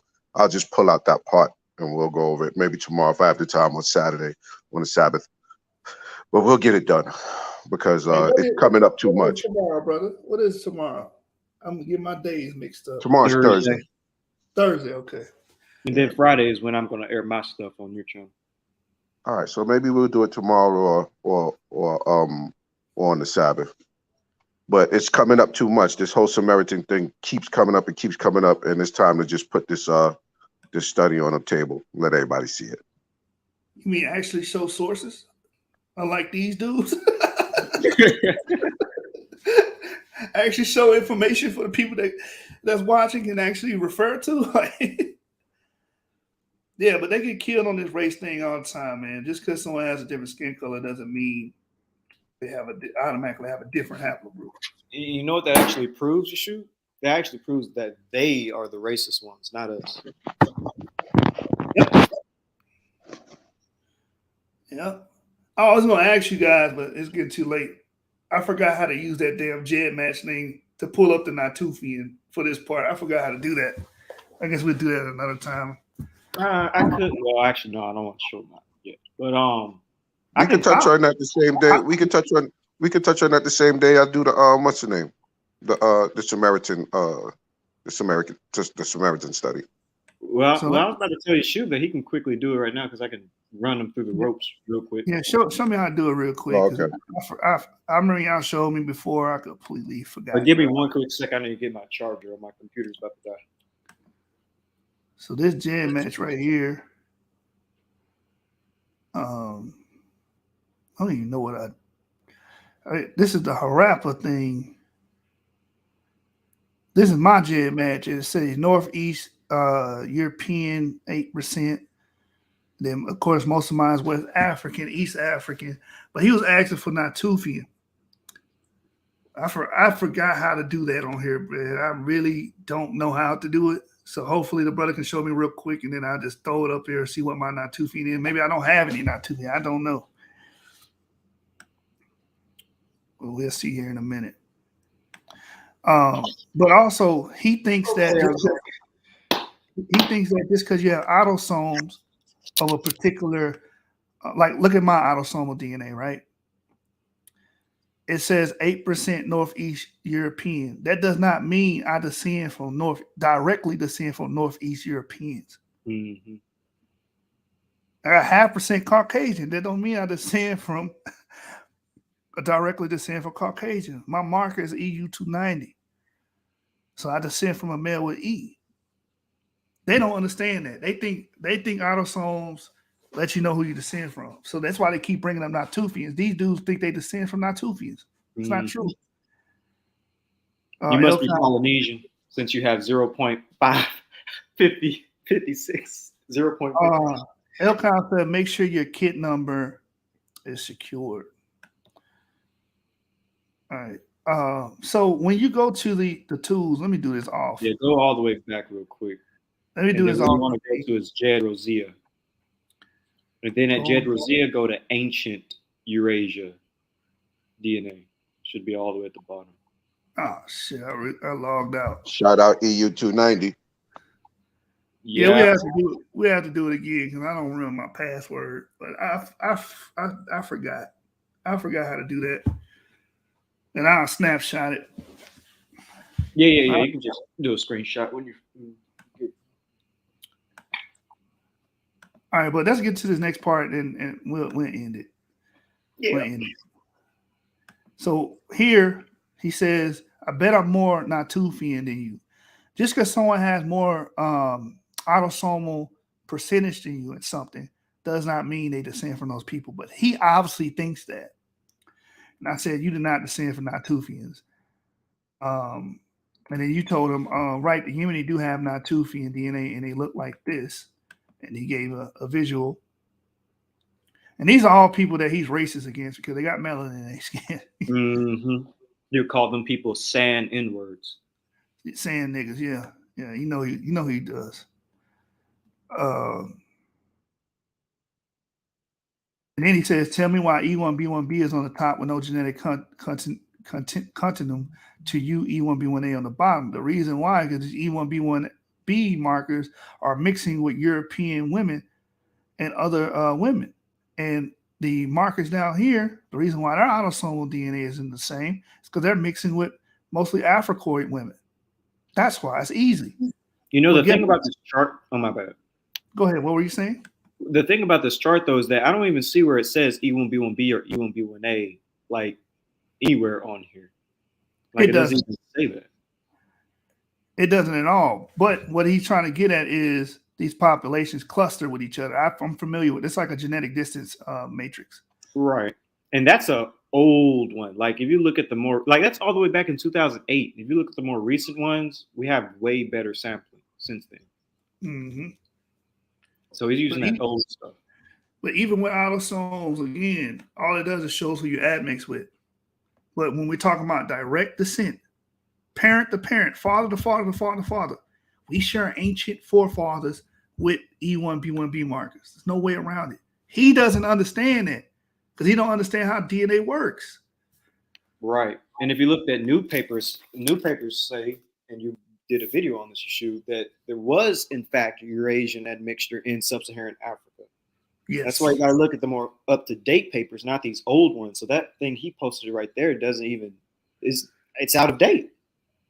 It's outdated, should I say. Because Africans do, in fact, have a Eurasian admixture within them. Exactly.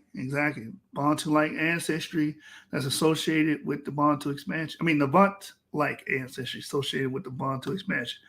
I'm sorry, this is just comedic. This boy said your DNA is written in your palm lines. All right. I'm just going to put that up there. Anybody can laugh at. So I respond to this brother saying sharing autosomal DNA and actually descending from them is two different things. But given the combo, it's clear you don't know too much about how DNA transmission works, nor the difference in vertical relatedness versus horizontal relatedness. He don't even understand what that means. Vertical relatedness means you directly descend from somebody. Like, for instance, we're arguing we directly descend from Abraham. That's a vertical relationship. But Abraham may have married Keturah. That's horizontal relationship. So the gene that Keturah had and her family had may pop up if Abraham was living. Let's say he lived today and we took his DNA, his sons lived, and we took their DNA test, they would have autosomal genes from their mother, right? Ishmael would have autosomal genes from Keturah. Is it Ishmael, Keturah, or am I mixing them up? Keturah, no, Midian. The Midianites, they would have autosomal genes from Keturah, but they don't directly descend from Keturah's people, right? So that's how you properly look at autosomal DNA. Autosomal DNA does not do the same thing as sex chromosomes, Y DNA, and mtDNA. Y DNA traces you all the way back to your father. Putatively, it's going to be Abraham. That's who we're arguing for. And mtDNA traces your mothers. Autosomal DNA shows you all the in-between stuff, the cousins, the nieces, the nephews, that the DNA that you would have picked up by marrying somebody, admixing with another group. All right, so it says, but given the convo, it's clear he doesn't know what he's talking about. He says, I know I'm higher than you. And then Avery actually posted a picture of the Natufians here, reconstruction, and it's actually a dark-skinned male, which he has a problem with. Yeah, I posted this because he said that what the Samaritans look like, and I'm like, okay, the Samaritans have happened to be from Natufians, so this is what the Samaritans' ancestors will look like, which is the Natufians. Right. Notice there's no prognosticism with this skeleton here, just like Ramesses III.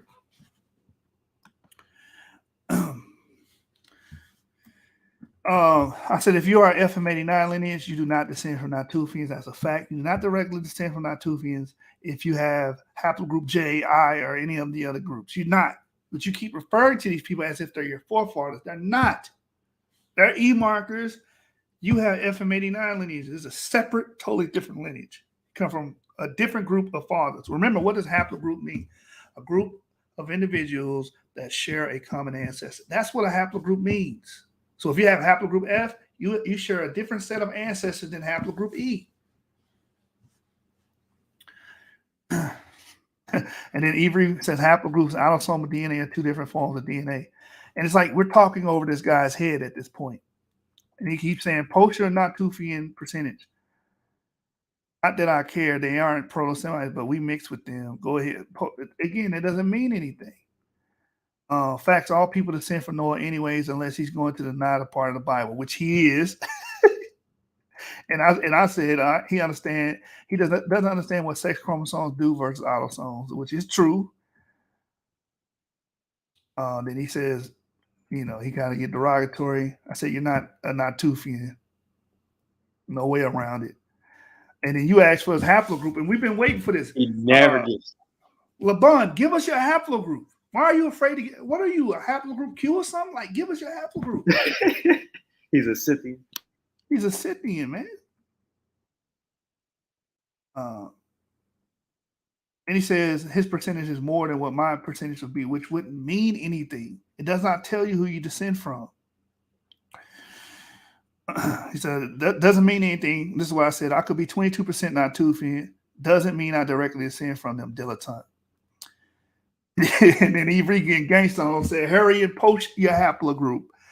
And he keeps saying, I only said that because he kept on calling me Bantu. Bantu, yeah.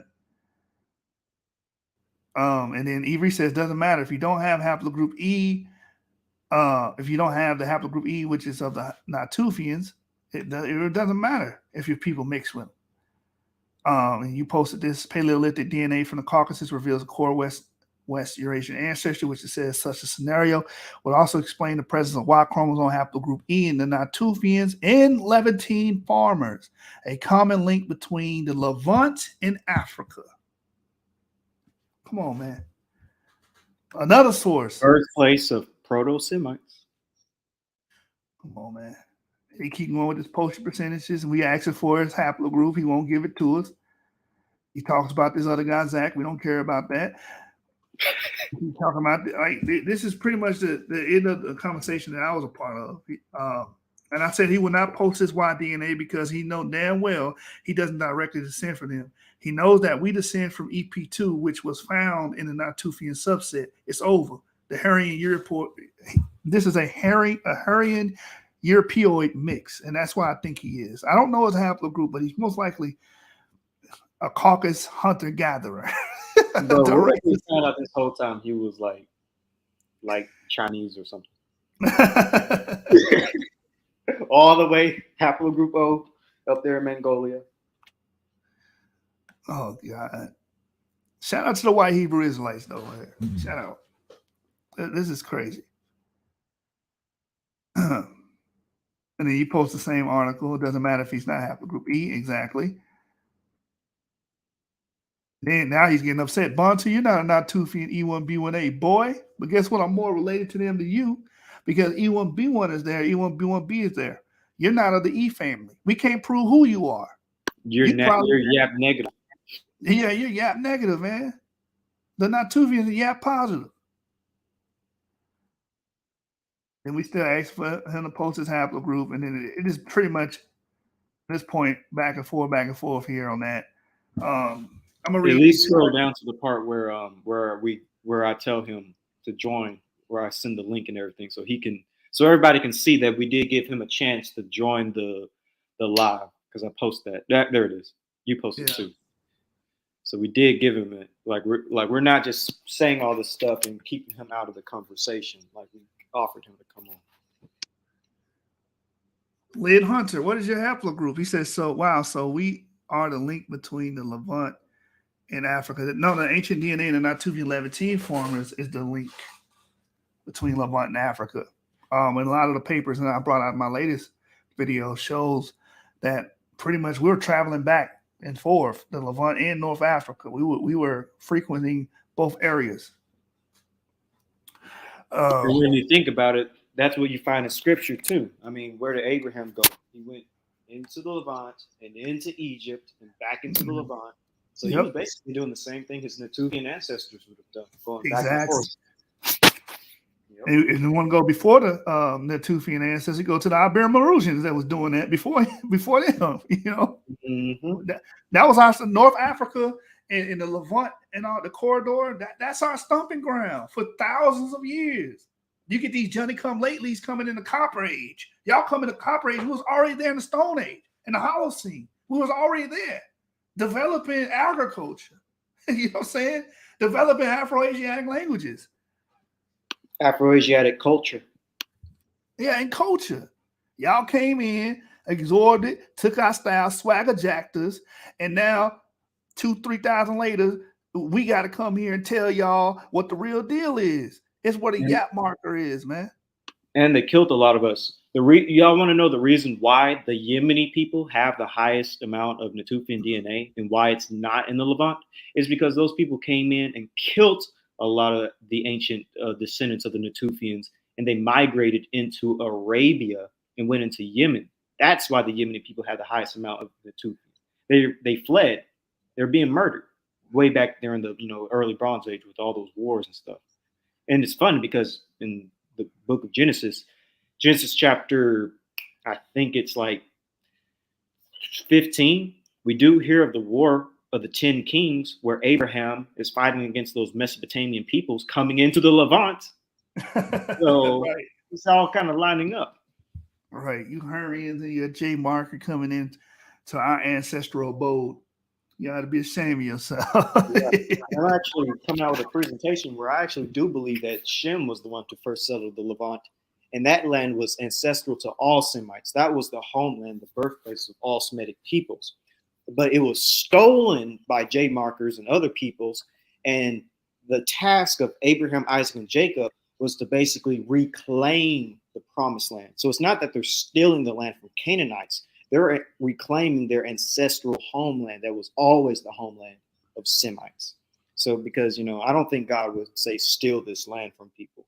I feel like that land was always Semitic. But those J markers and other peoples came in and stole it. So that's why Abraham was tasked to go and take it back, and the Israelites. And there was one other point I was going to make. And dang, I forgot the last point. But yeah, that's basically, a video that I'm going to bring out here soon. And we know who those Canaanites were. They're not original Canaanites. They're Hurrians. That's what they are. All the papers say it. Yep. And they migrated from the Zagros and the Caucasus Mountains. That's why they're trying to say Abraham's from the Caucasus now, because all the genetic evidence is telling you the origin of the J marker. Hey, Joshua, you say it's all astrology. What calendar system do y'all go by, Joshua? Can you tell me without me even mentioning the calendar system? What calendar system do y'all go by? Now, be honest, because I know. I want to see if you know, since you want to talk about astrology and all that. Okay. I asked him a direct question earlier, man. Hopefully he respond, man. Because I put the link in 4 times, man. Man, we won't be rude. I mean, we'll be more chill when you come. We're not going to be just yapping at you. Yeah, we're gonna let you speak. You're going to get to speak, brother. Just click the link. I don't know why y'all got all the bravery in the world in the comment section, but when it comes to actually speaking for yourself and you know, saying breaking these things down, y'all don't want to do it. Y'all camera shy or something? If you camera shy, then don't show your face. You can just, have an avatar. Exactly. Come on, man. We don't bite. Well, nah, you shoot my bite, but I don't bite.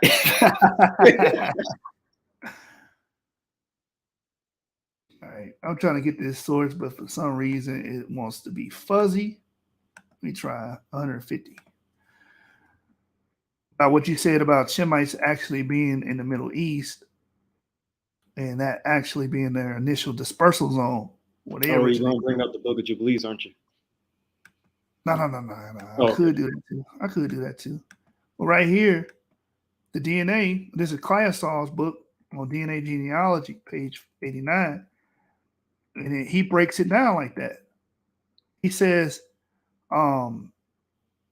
F through R, including T, represents Europeoids.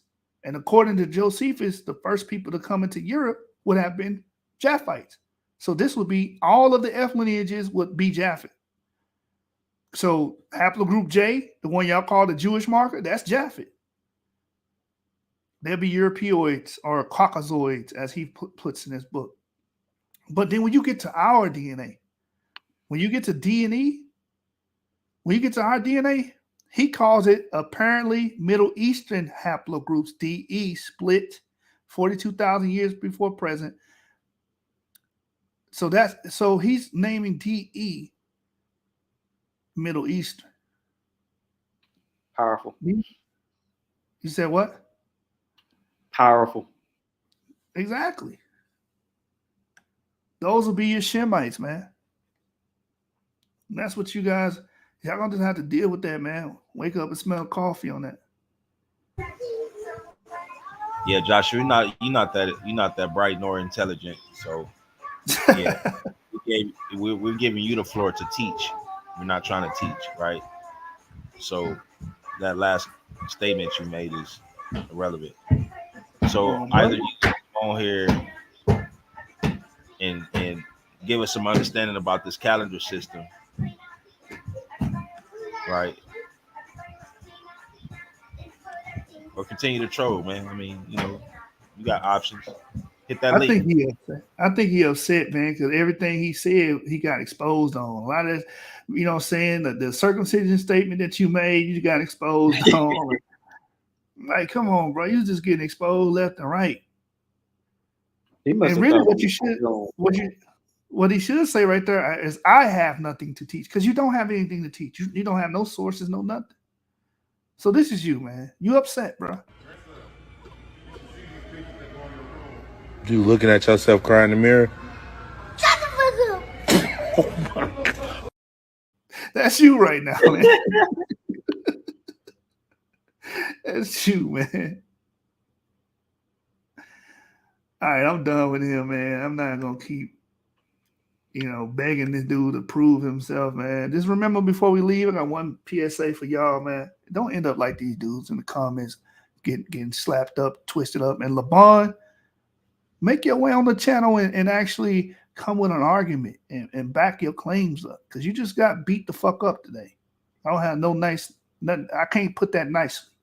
But use your goddamn noggin, please. Hi, everybody. Time to use your noggin. How do you use your noggin, you say? Well, here's how you use it every day. Use your noggin when you write a letter. Use your noggin when you make it better. Use your noggin when you play guitar. Use your noggin to spot a star. Use your noggin when you make a scene. Hold on. While we say use your noggin, this brother again come back on her saying blacks are chosen. Then why don't any of that race resurrect from the dead? What? Wait, what? If blacks are chosen, then okay, interesting. So is it The Walking Dead now or something? That's what I'm trying to figure out, bro. This is what I'm saying. Use your noggin, man. These people ain't even using their brains. They just up here talking. One quick note I want to make is this, though. I think he's a gremlin. Wait, what'd you say, Sean? I think he's a gremlin. But one quick note I want to make for everybody to understand is this. All we did was read academic papers. You can't get mad at us for reading academic papers. Don't shoot the messenger. Go talk to those scientists, archaeologists, linguists, and all the people in the field of anthropology that wrote those papers and those books and those academic journals. Because all we did was read it to prove our point. But this is We why didn't they make it. forefathers didn't want us to read. This is why they was killing us. You know what I'm saying? If they caught us reading, because we exposed them just like this.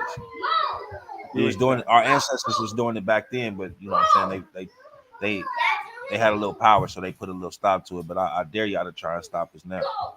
I dare you. No, we ain't ever gonna let slavery happen to us again. Too late. Never. Hey, El Kyle said, so I guess zombies are the chosen now. Zombies and vampires and all the ghouls of the dead. Come on, man. That's Hey, kind of man. satanic when you think about it, though. It's a bit satanic. And he WHIs, bro. He WHIs. He coming up with some crazy stuff, man. Oh man. Oh, now he going for the chuckle. This the racism coming out. He said you claim that blacks are a chosen race, and none of that race is levitating above the rest. We are currently lowering education standards so they can graduate. This thing When did we say that blacks was the chosen race? I'm trying to remember that statement that I made. I don't know what no one's. And what is black? We said half the group E got black and white people in it. I don't know what he talking about. This nigga just went straight racist as soon as he started. When all else fails, you know, we're gonna turn real anti-Semitic, right? Joshua Benjamin, what did I just say? All we did was read academic papers. You can't shoot the messenger for just reading something. Come on now. He about to call us nigger.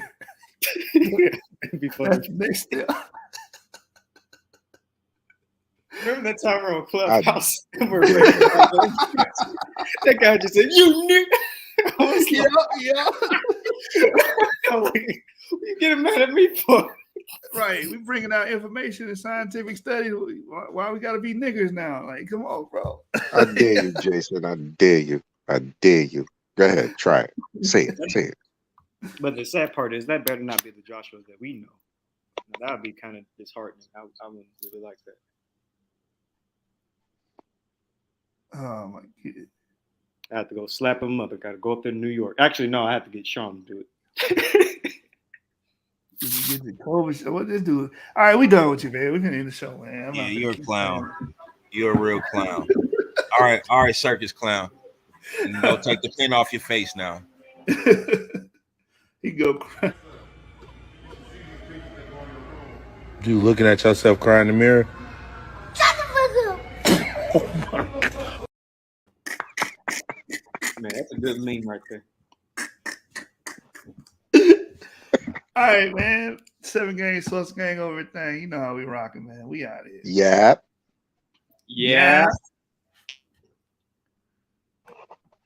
She can get real freaky.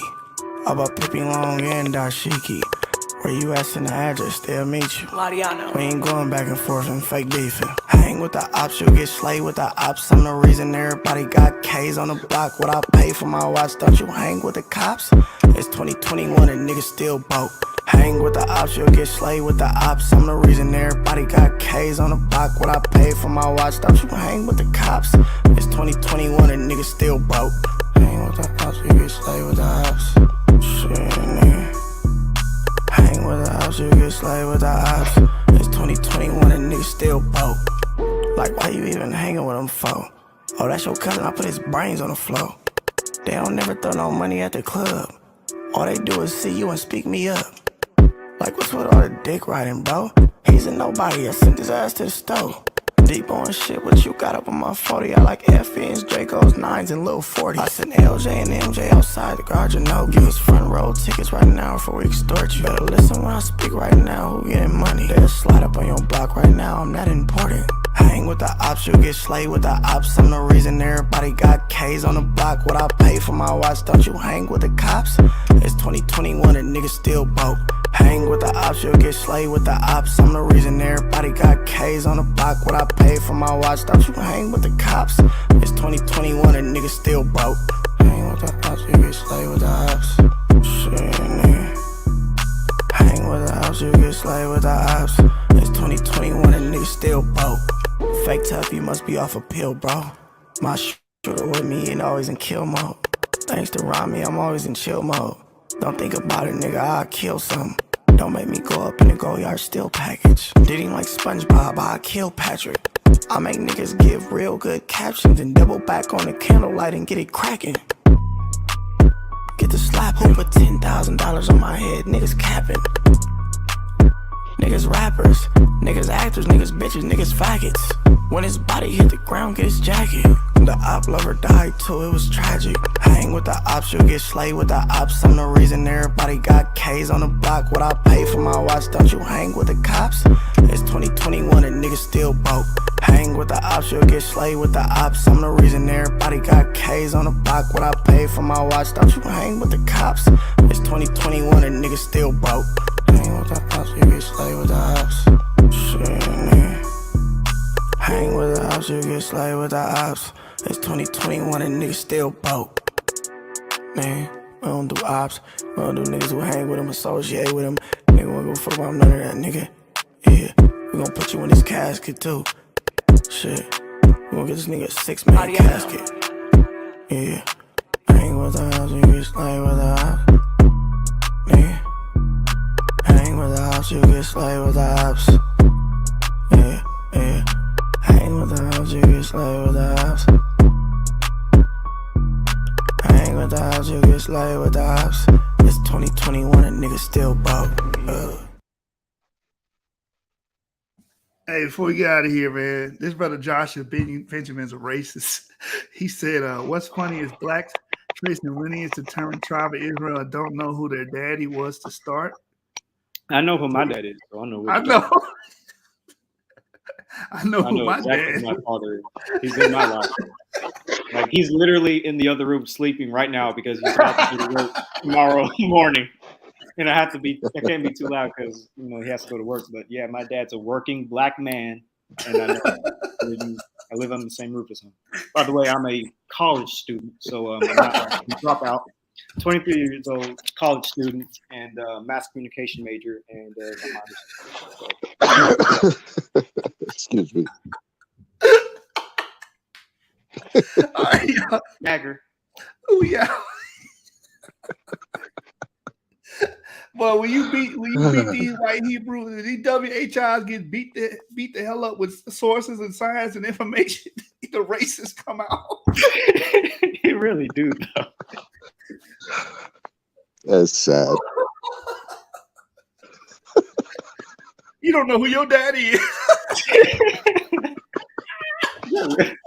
That's the best thing. Oh, right, you can't. Also, my grandparents, also my mom. So you can't make this up. Subscribe to the channel, hit that like button. And Friday, Avery's gonna drop a bombshell on you, and Sean tomorrow's gonna drop a bombshell on you. So y'all stay in tune. Peace.